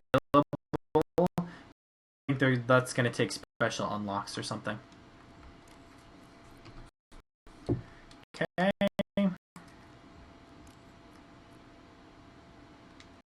The Vortex rifle, that's 6 grand. So we've got our shops in. That's all looking. Here spawn at the end of a wave. My idea for that, I'm sure, and let me double check on this before I give my whole idea. Here you can put the respawn delay. You can't set that for a variable. Whatever my plan.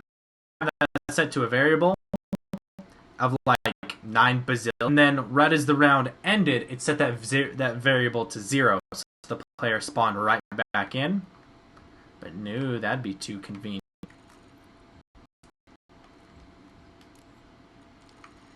Okay. Alrighty.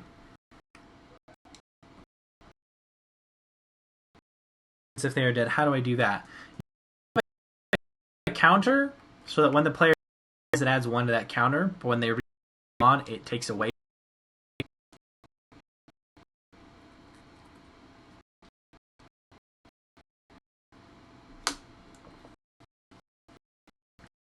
Hopefully that makes sense.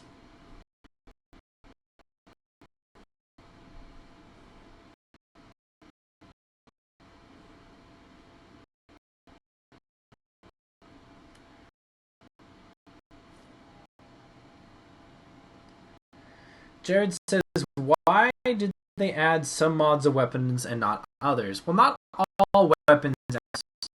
Oh, well. Oh, and I need to ammo, but oh well. Some of the weapons in campaign don't have mods. Like, I'm trying to think, is the lightning weapon even in campaign? I don't remember it being in the campaign. So it doesn't have a mod. Technically speaking, it kind of already has a built-in mod because you press right trigger and it shoots the ground and can chain onto other enemies. But I don't know. I don't know if that counts or not.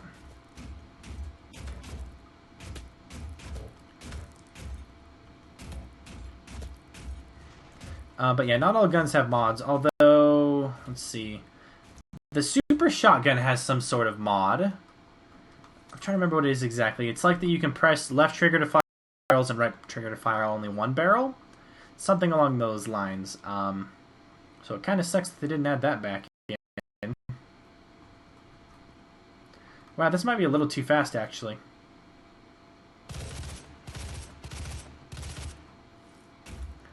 Okay, I've got a lot of cash, but I want to make more, so...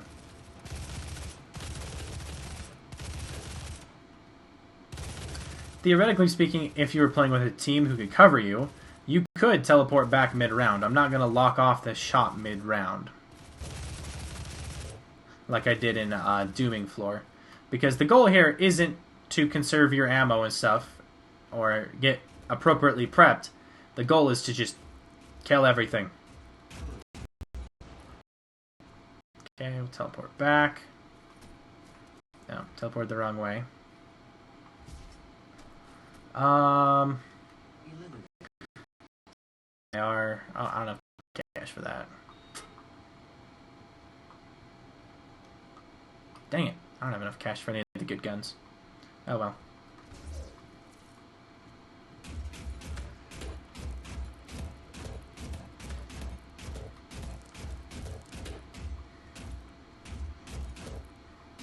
So far that's going so well.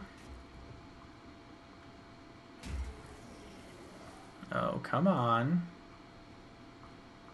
Well, I guess we're gonna go find out what's up in there. What's going on in here? Where's my last demon?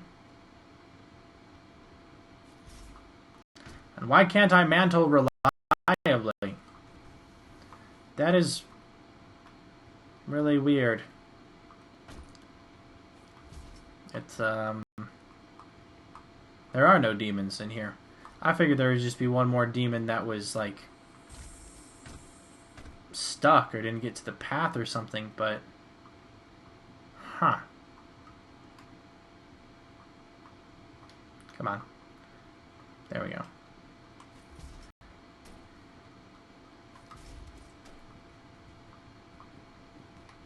Uh-oh.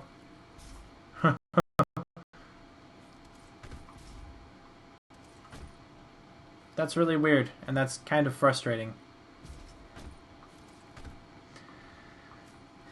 You know what I probably also could do is I could have it count how many demons there are, and then when all the demons are dead, that also would end the round. Oh.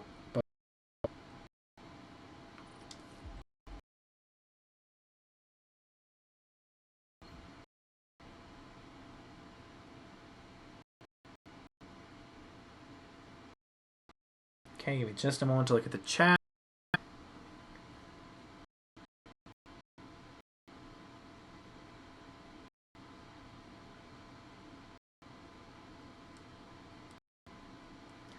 Jared says, I was more along the lines of why didn't they add the siege mode, siege mod for the Gauss cannon and the mobile turret for the Gatling gun? Now that's a question because for the two turrets and then you have the cooldown is so cool.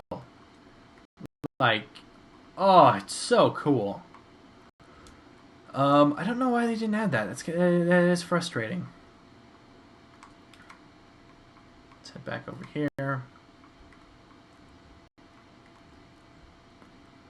Okay.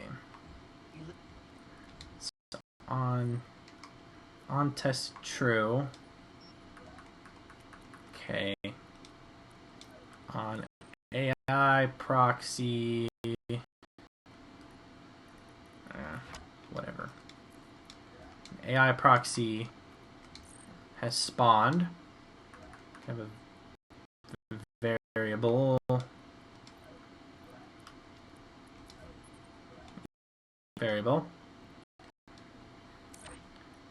Add.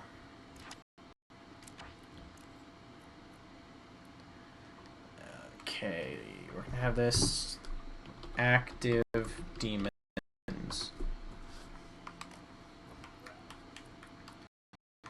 Choose icon, demon icon, initial value is 0.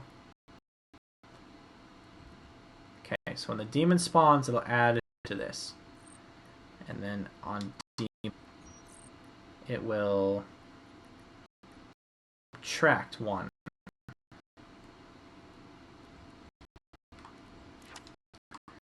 One thing they have to keep in mind is that demons lose a life.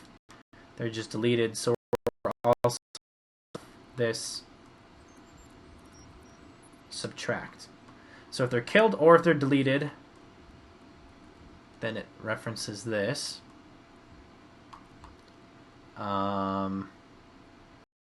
Equals 0 for long enough, forcefully starts the next round.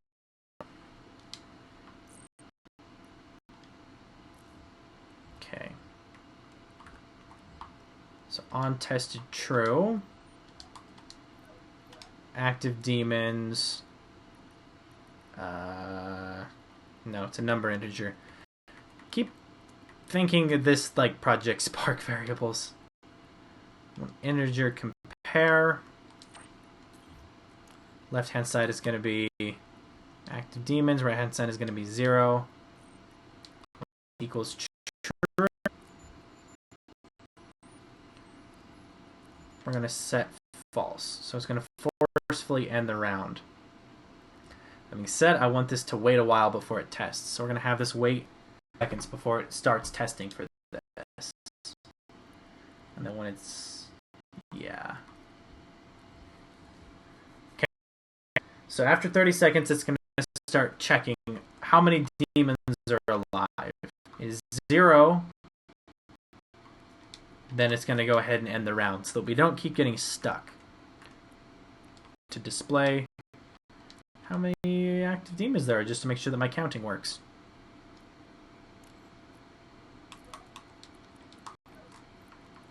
Let's try it again.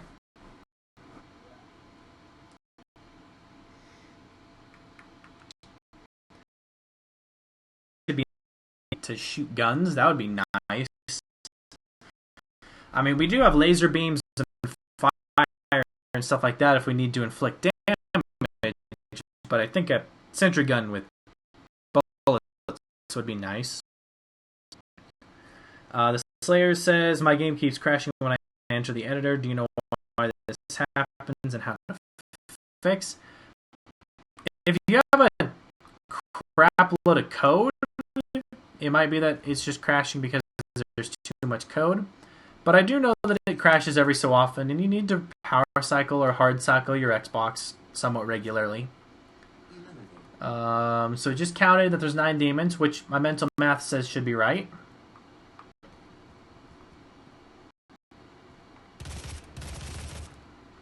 Okay. He died, so now I've got 8. I'm going to intentionally let one of these guys, probably should have let the imp, walk all the way through and get to the back. I just noticed that you could defend that back pretty well from here. That's nice. Wow, this is going to take forever. I'm just going to finish this up.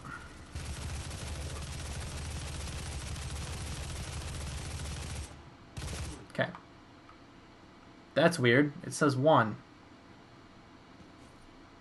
What the heck? Eliminate.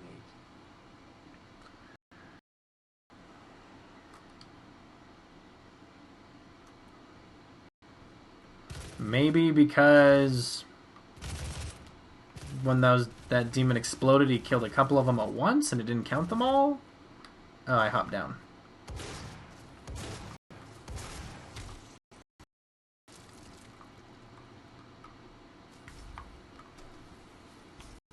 Come on. There we go.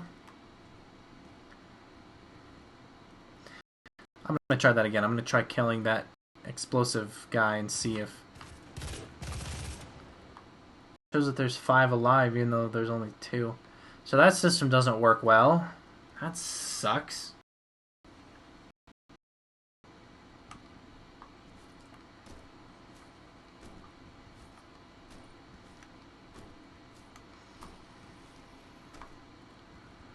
Come on.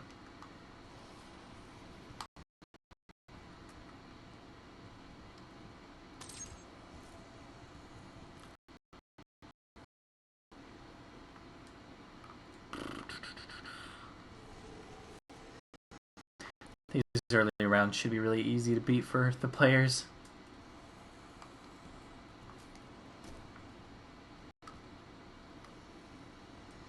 Okay. Life lost. And we load. Okay. Okay.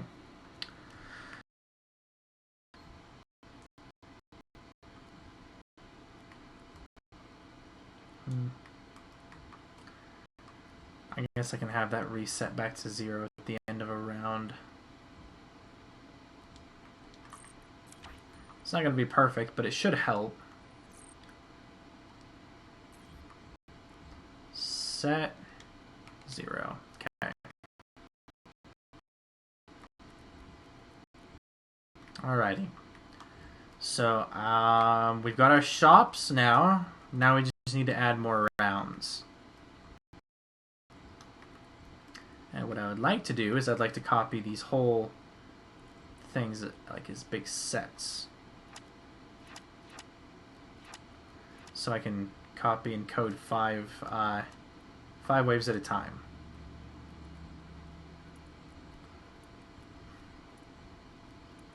Pretty sure I've also copied the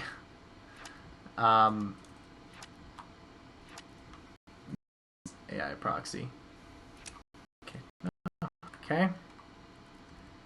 Then duplicate. Oh yeah, you have to keep the you have to keep that on the ground. Great. guess we'll do the next set over here.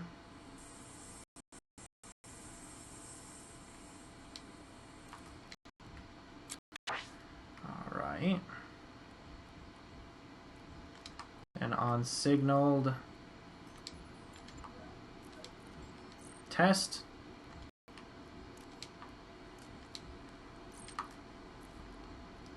We'll have it test all of these. And this is going to be around 6 through 10. 6, 7, 8, 9, and 10. There we go. And then we actually need to do the encounters.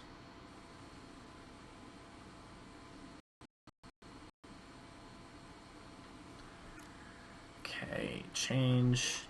Remove all these. Thinking by around 5, it needs to start getting quite a bit more difficult. We're going to set a Baron.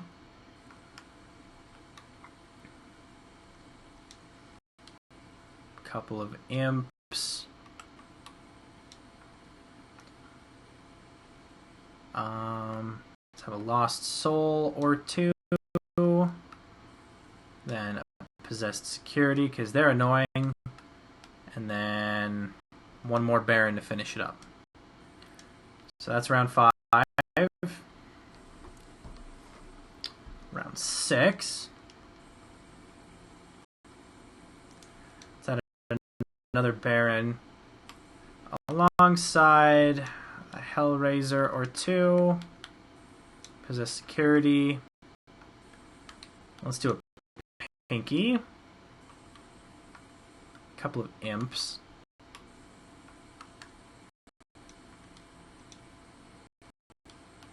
Then another Baron, and another Pinky. Things are starting to get more serious by this point. Get rid of all these. Possess security, possess security, possess security. If they don't have explosives by this point, they're going to have a problem. Pinky. Spectre. Baron. Baron. Let's have a Revenant and a Baron. Gotham Knight asks, what's the hardest boss in the game? Within the campaign, I would easily say the Cyber Demon. Cyber Demon was freaking awesome. Within SnapMap, the Baron of Hell. All done if you're not paying attention. On spot.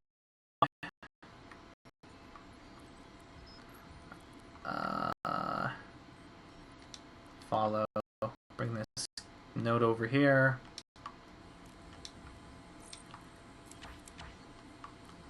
Follow. On spawn. Follow.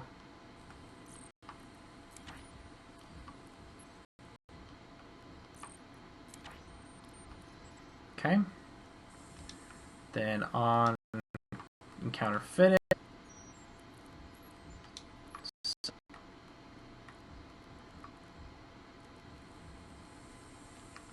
Probably should just move that set false code over here as well.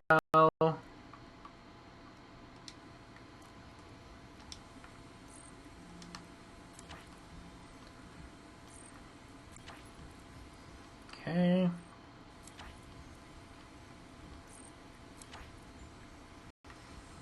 There. So now we've got a few more rounds coded. Let's go ahead and save. It's about enough to do a stream, but that's why I'm probably not going to be playing with subscribers more, just for the sake of I don't have the upload speed to play both an online game and stream.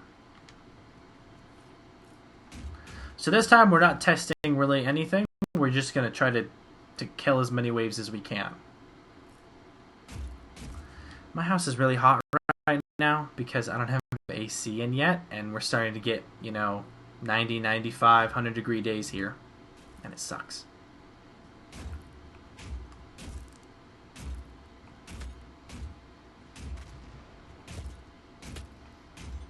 One. Still think there's one demon left, but it's going to reset that back to 0. Don't know why it's doing that. It's kind of frustrating. Oh well.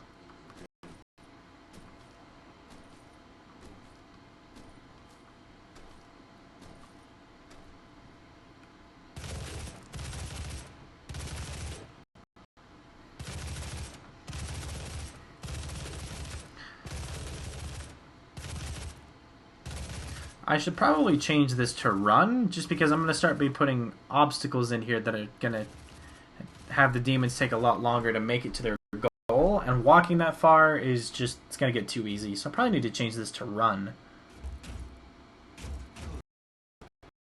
Okay. Round 3, I've got nearly $3,000. I'm going to go pick up that combat shotgun that lets me have underbarrel grenades quickly.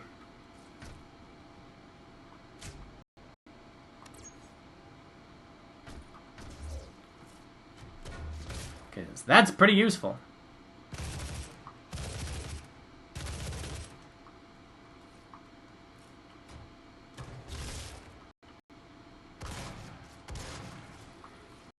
Is that all of them?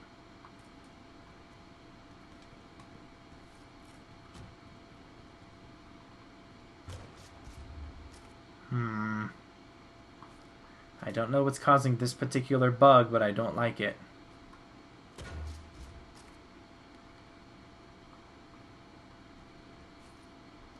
Because when I go in here, there's no demon.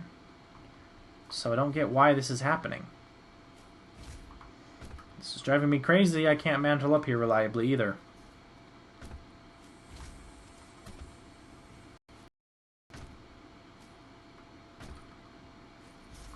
Whatever. And because my counter's broken and it still thinks there's 5 demons out. Yeah, that makes sense. Man, I probably just need to put an outright timer in too. I didn't want a timer, I wanted it so that just it knew when all the demons were dead, but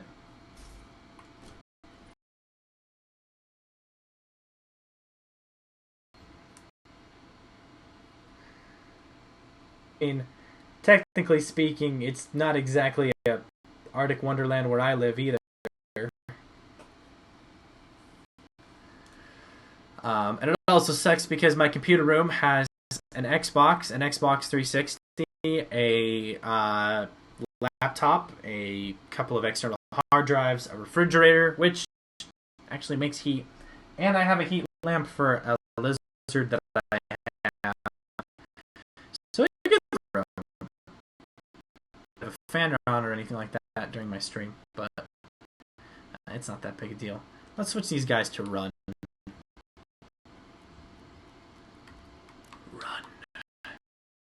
Make things more exciting.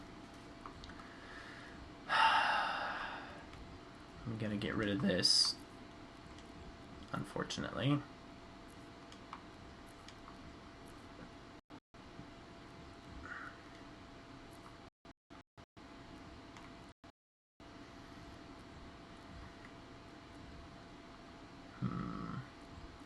Trying to think how to do this. On tested true.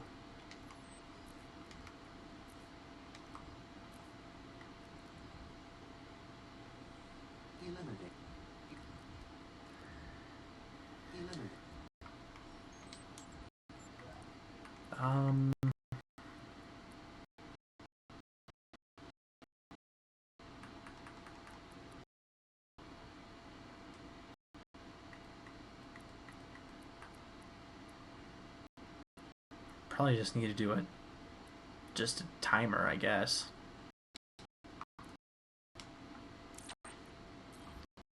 Uh,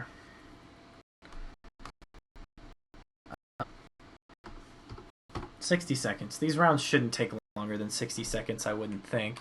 I'm not going to show it in HUD. On timer. Oh, whoops, I kind of killed a lot of code when I did that. Or no, I just moved over. Set false. But the important thing here is when this is tested false, it'll stop and reset that timer.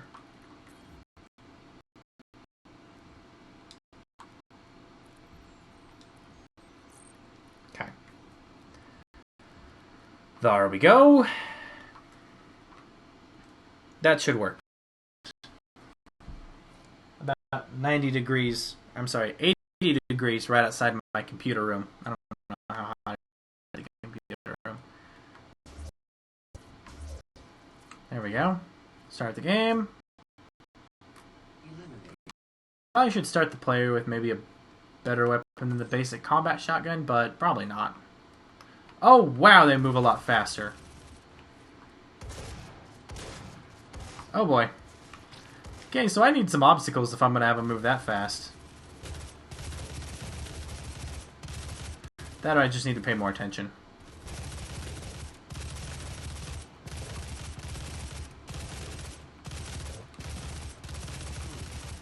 Okay, good.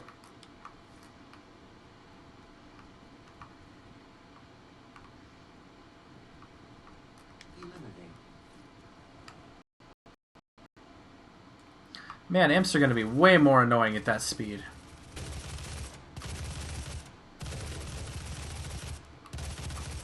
I like tower defense games when they have quick, weak enemies, which is kind of what imps are.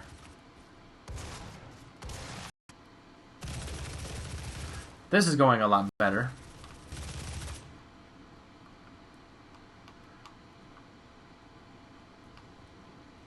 So far, so good.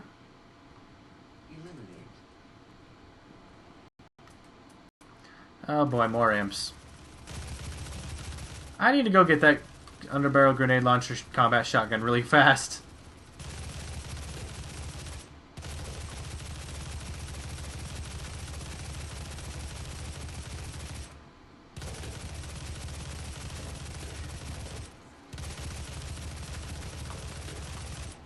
Okay. So I'm guessing it bugged on me again. It doesn't want to finish the round, which is annoying.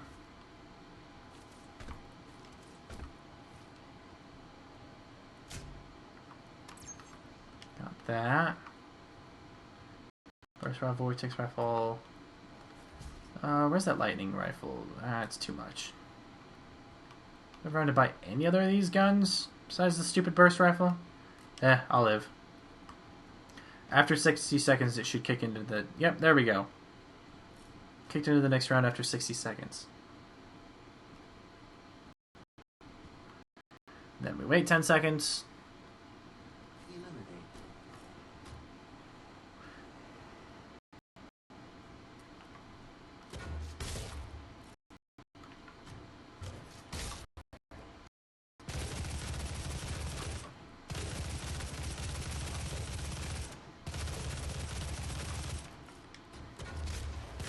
So far, so good.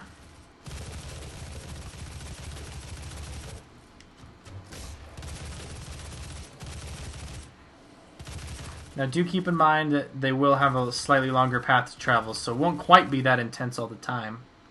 Man, I really don't understand why it's just that none of them are working right now. It worked so well initially.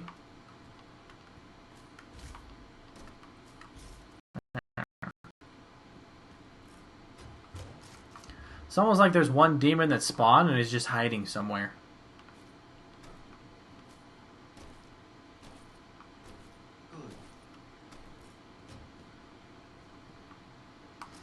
Okay, I've got more cash. I'm gonna pick up the lightning rifle, see how it is. Wrong side. Oh, come on. Come on, come on. Probably about to lose a bunch of lives.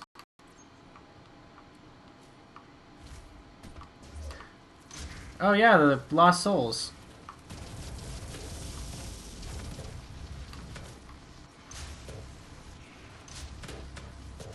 Wow, lightning rifle's pretty effective.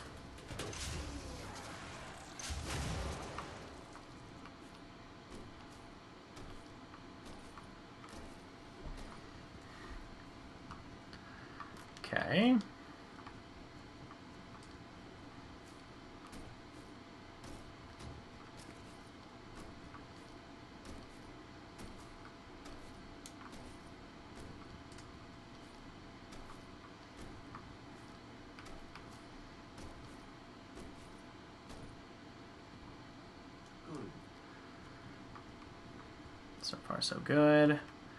Pretty impressed with this lightning gun, really.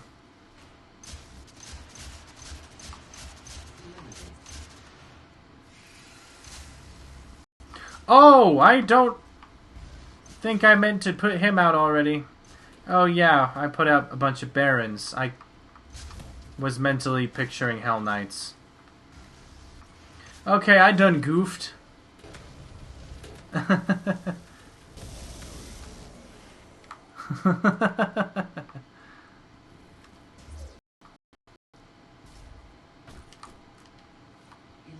Okay, yeah, that was inevitable.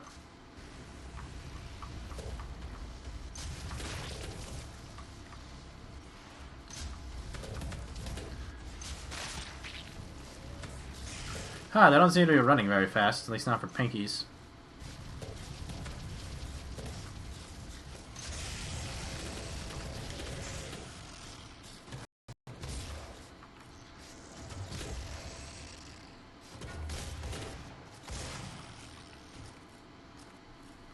See, sometimes it works perfect, and I don't mind if there's a bug, if it's like replicatable, because then you can just keep hunting for it, but when it's hit and miss, that drives me crazy.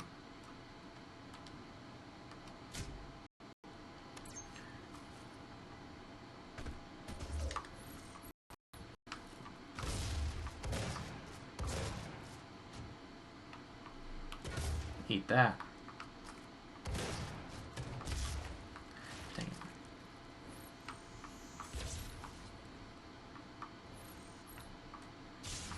Dang. I'm not doing so well. Oh well.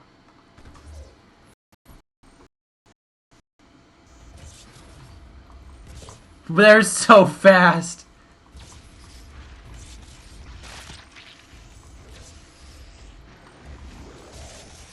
Okay, Revenants are doable. Pinkies are doable. Spectres. Oh! He should have disappeared. Oh boy. Well, that's exciting.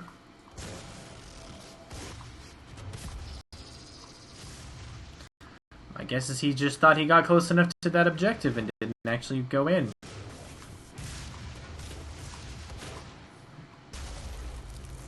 You know, it's interesting that he can't figure out how to pathfind onto this platform, which I don't blame him, because it's a completely new platform, but... Ow. Interesting? Jared says, Saris, I think that any issues with enemies not coming through are because they keep getting stuck behind the wall. All they getting stuck behind, because I'm looking through all these rooms and really spawning inside of walls, in which case I can't figure out why they're doing that. Now I'm going to go ahead and add some barricades in here to slow their progress up just a tad.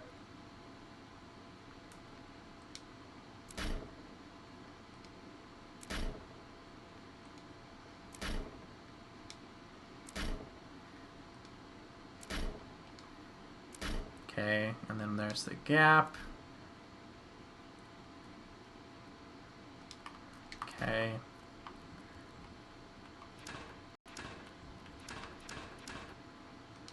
Duplicate, flip, and drop. Okay. To give our players a little more time to work with them. My idea is that these kind of barriers will kind of disappear and reappear as the rounds go on, so that if there's a challenge, the challenge is changing all the time. So now they're going to have to walk all the way through that in order to get there. Which I have played with this. The pathing AI is smart enough to do that. Let me fix that I gave all these guys barons when I didn't really mean to.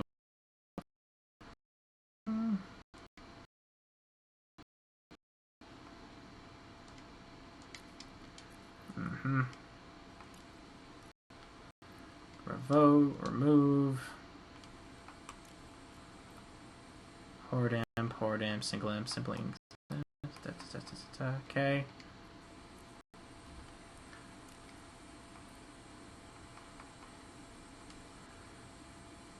Baron. Come on.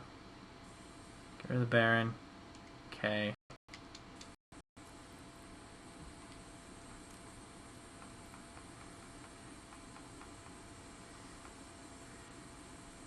Oh yeah, this one I hadn't changed yet. Add.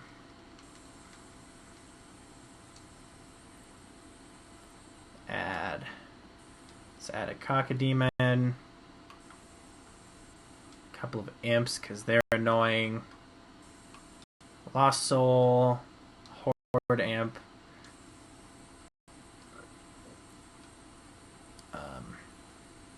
Let's see. Another Lost Soul. Spectre. A Revenant. And then Hell Knight. There we go. Okay. And then I'm gonna turn this timer down just a bit to like used to be about how long these rounds last.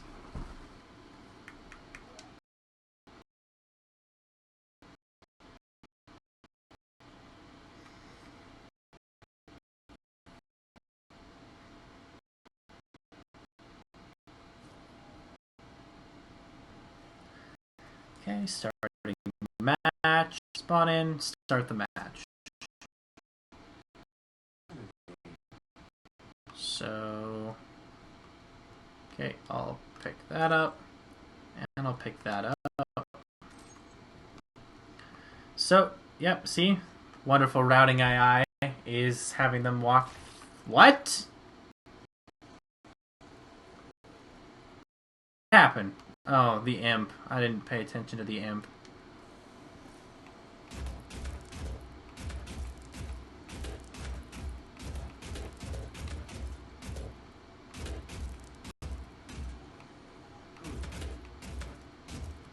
Okay.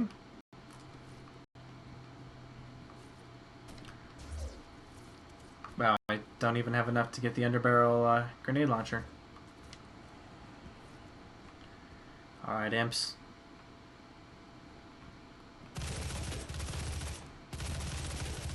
Got the imp. Got the imp.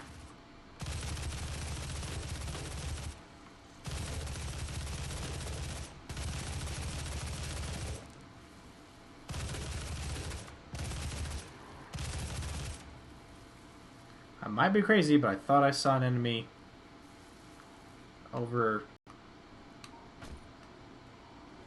So, some of their routing AIs are smart.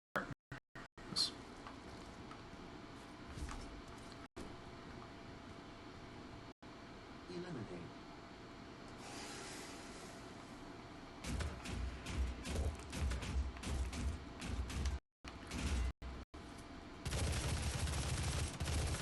Come on. That is a lot of imps.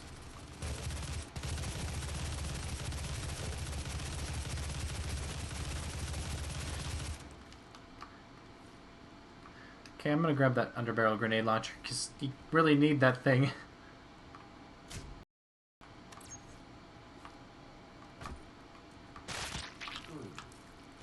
Okay.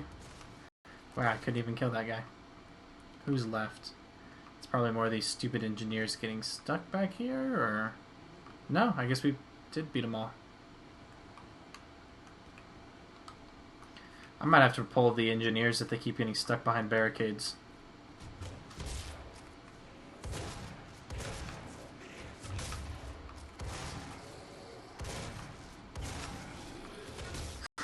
That corpse launch.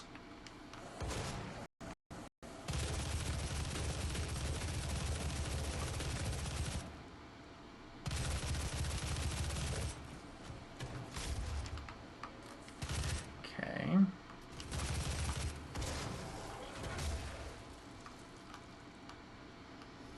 There we go. Eliminate. Keep running to the wrong side. Lightning rifle. We'll try it again.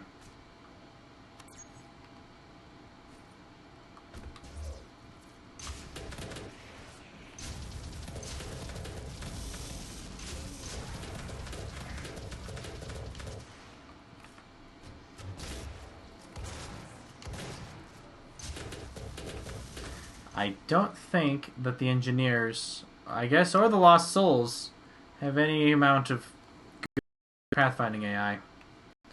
That's unfortunate.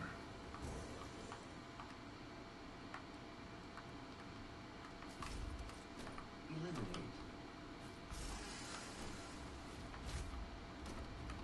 Come on. Okay, so I guess I missed a Baron. And I still can't mantle right. There. How did that miss?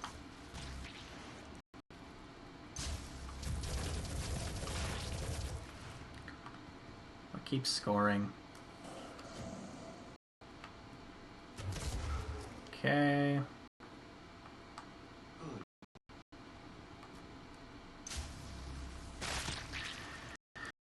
Okay. Eliminate. I seem to have missed several Barons. You know, what I'm probably going to do is I'm probably just going to go ahead and publish this thing here pretty soon as an unfinished version, so that if you guys wanted to hop in and play with me, you could, but I don't think I'll have time to, you know, finish this whole thing up and figure out why the bugs are behaving as they are on stream. Because I've already been doing this for about 2.5 hours and still running into weird problems.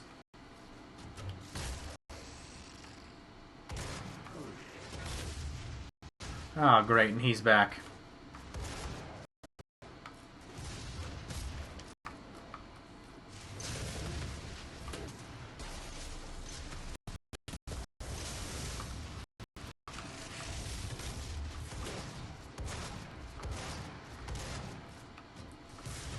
Okay.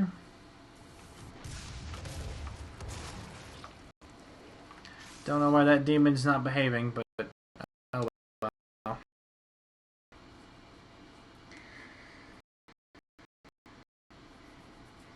Okay, I guess I'll just go through the code, arm these spawns, make sure that there's no barons, and get rid of the lost souls and engineers. Which is unfortunate. I guess I'll come back and fix that later. Engineer. Okay. Imps, possess soldiers. Get rid of the engineer. Okay.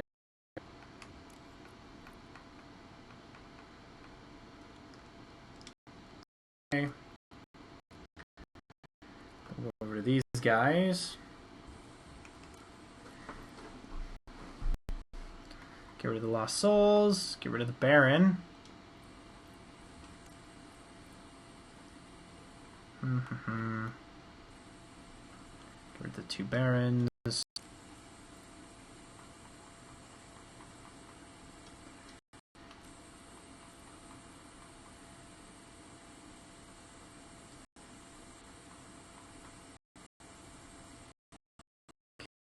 Okay. Get rid of the lost soul. Get rid of the lost soul. Okay. So now the Pathfinder can't. So now it should work better. I'm going to tweak this timer. 35 is a little short. Timer between rounds. Where's that at?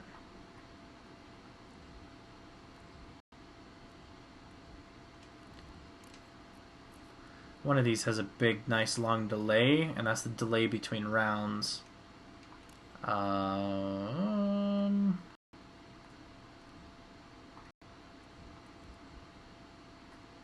Is it over here? Where's this at? Tested false. Tested false.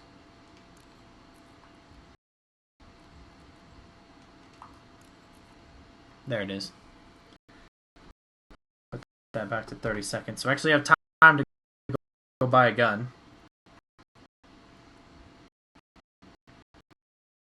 Save this.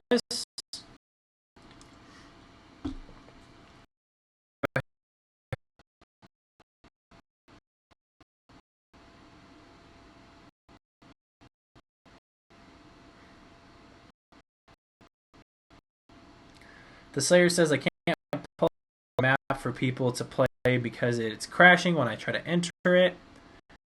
When I edit mode, I need help. If you can make a new map without it crashing, because if you're able to make a brand new map, that would tell me that something within your current map is either too big or having some sort of bug that's crashing the map. I'm not saying that's acceptable or anything. Oh wait, where's that stupid imp? I thought I got rid of the engineers. Whatever.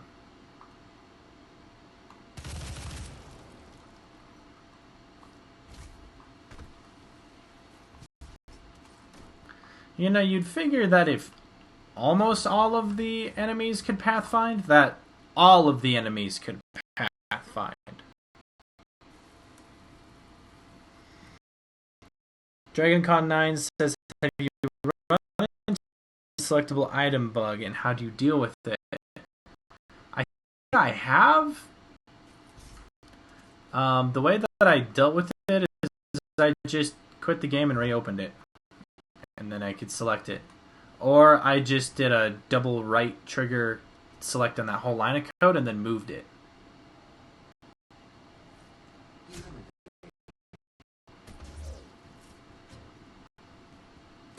Stupid imps.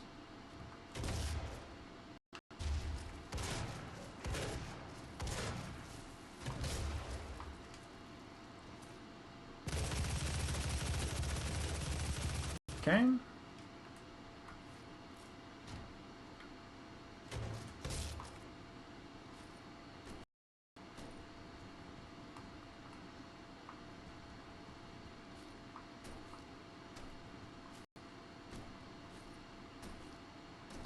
Waiting for the next round to start. Man, it's nice having this much ammo because I have 191 grenades with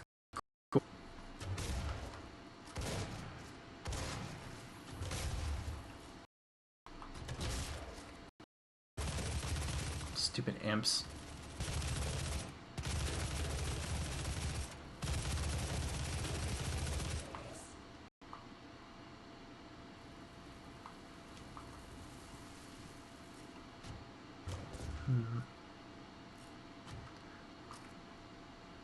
No?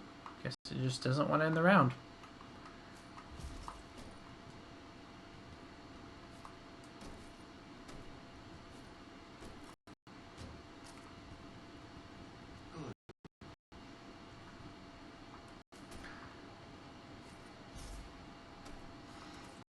Let's see, you've got $2,000. What can I pick up for $2,000? Can I pick up anything for $2,000? Besides the stupid bird? Doesn't look like it. I need to have a way to refill ammo other than buying new guns.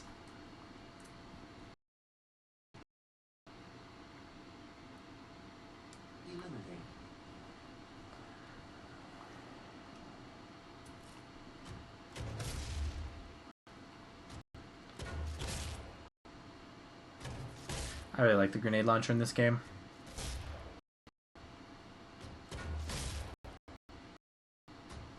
Probably should make this more expensive.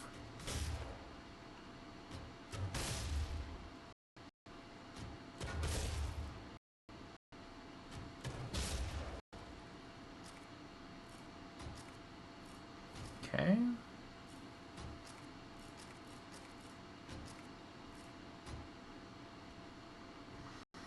And we have to wait.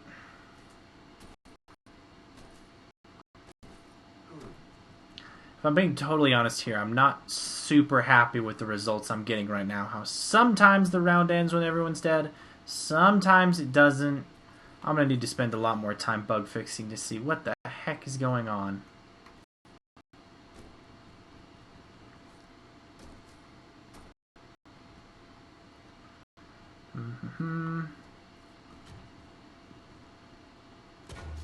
That is a lot of fun, though.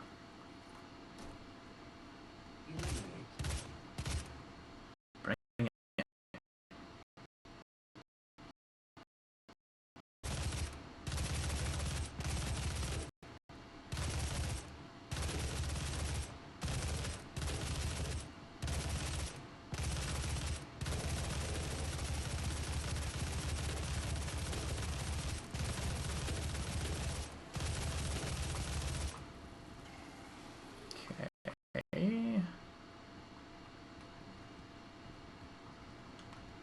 And naturally, the round doesn't end.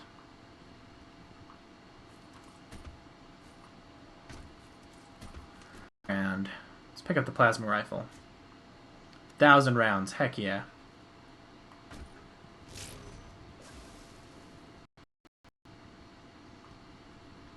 Out of curiosity, how many of you guys have tried Overwatch yet? Don't get me wrong, I'm not an Overwatch fanatic. It's just the game I've been playing recently quite a bit, besides Doom. And I've been enjoying it quite a bit, but I'm definitely not on the 10 out of 10 hype train for Overwatch. That game has some significant flaws. Just curious, how much of you guys do you think? What do you think the flaws are? Boom, get stunned. I think the fact that one team can pick 5 of the same hero is absolutely broken to pieces. Because it's been against teams who have three turret makers, and it's not even fun. I mean, it's rage-inducing how unfair that is. That's probably the biggest issue I have with it. If you follow me on Twitter, you can hear my rants. Also, I've lessened my opinion on this, but I think Reinhardt, the guy with the huge shield and the hammer, he's really, really close to OP. Now, I've loosened my thought on that because it takes a really good Reinhardt player to become truly, like, unstoppable. Usually, you can get behind him and, kill him, but it is frustrating. Also, Mei is not Bae. Mei is evil.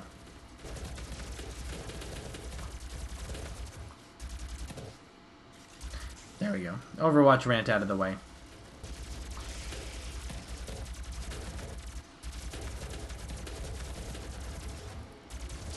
Man, I like the stun mod.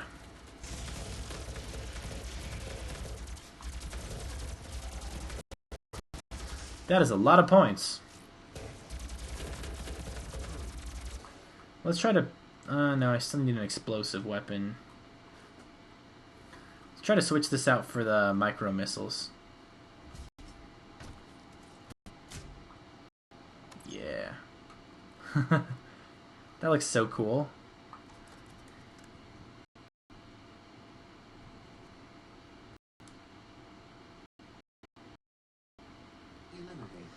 In the chat, someone says, I've seen a game with 5 bastions. Just imagine having all 5 bastions on one payload. That, would be really OP until someone managed to charge up their ultimate. Mistake. Should have stuck to underbarrel grenade launcher.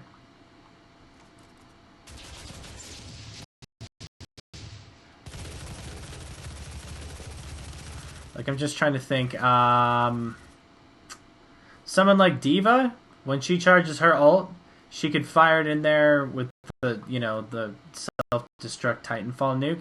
She could wipe out all 5 Bastions before they converted and got out of the way in time. So, Bastion, don't particularly have any issues with Bastion. Yes, he kills really fast. He's also really vulnerable, to be honest.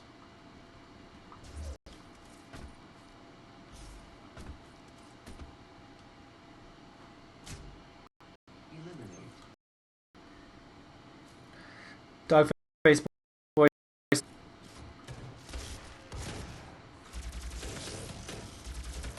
Pew.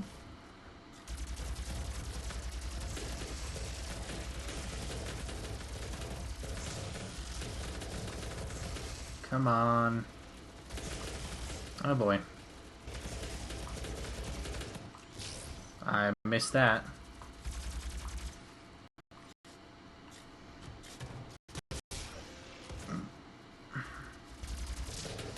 So, is anyone else planning or has seen Conjuring 2 yet?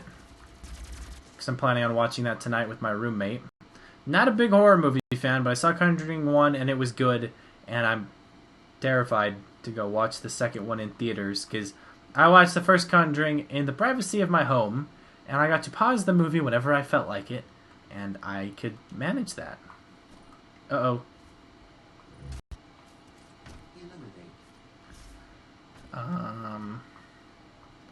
Plasma rifle, gimme. And underbarrel grenade launcher, gimme. Life lost, great. No, no, no,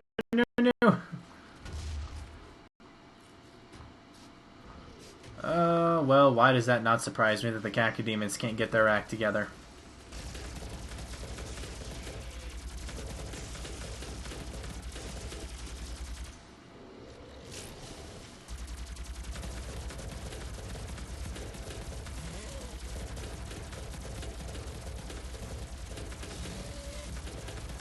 That takes a lot of bullets. Alright, I'm gonna go ahead and quit here. Another map, but this one crashes. What do I have to do? Do I have to start over? I would bench that map. I would just stop working on it at the moment until a few patches come out for the game, maybe. See if any of those patches get it working. Until then, I would just work on other maps, unfortunately, if that one map crashes. Given the issues I'm having with the bugs and just the general quality issues I'm not happy with, I have a really high standard for what I like. And wrap up the stream because I have a lot of things I need to look at that might get. So yeah, and this stream's been going on. Thank you very much. If you guys have any suggestions for tutorials, be sure to let me know in either comments or videos. I'll probably notice it a little bit more on Twitter just because less people talk to me there, so it kind of stands out more, if you know what I mean.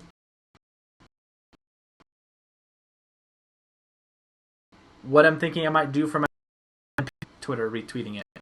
So, yeah, thank you guys for watching the stream. Hopefully you guys enjoyed this format. Survival is not really the term I'd use. I'd say more cinematic, if anything.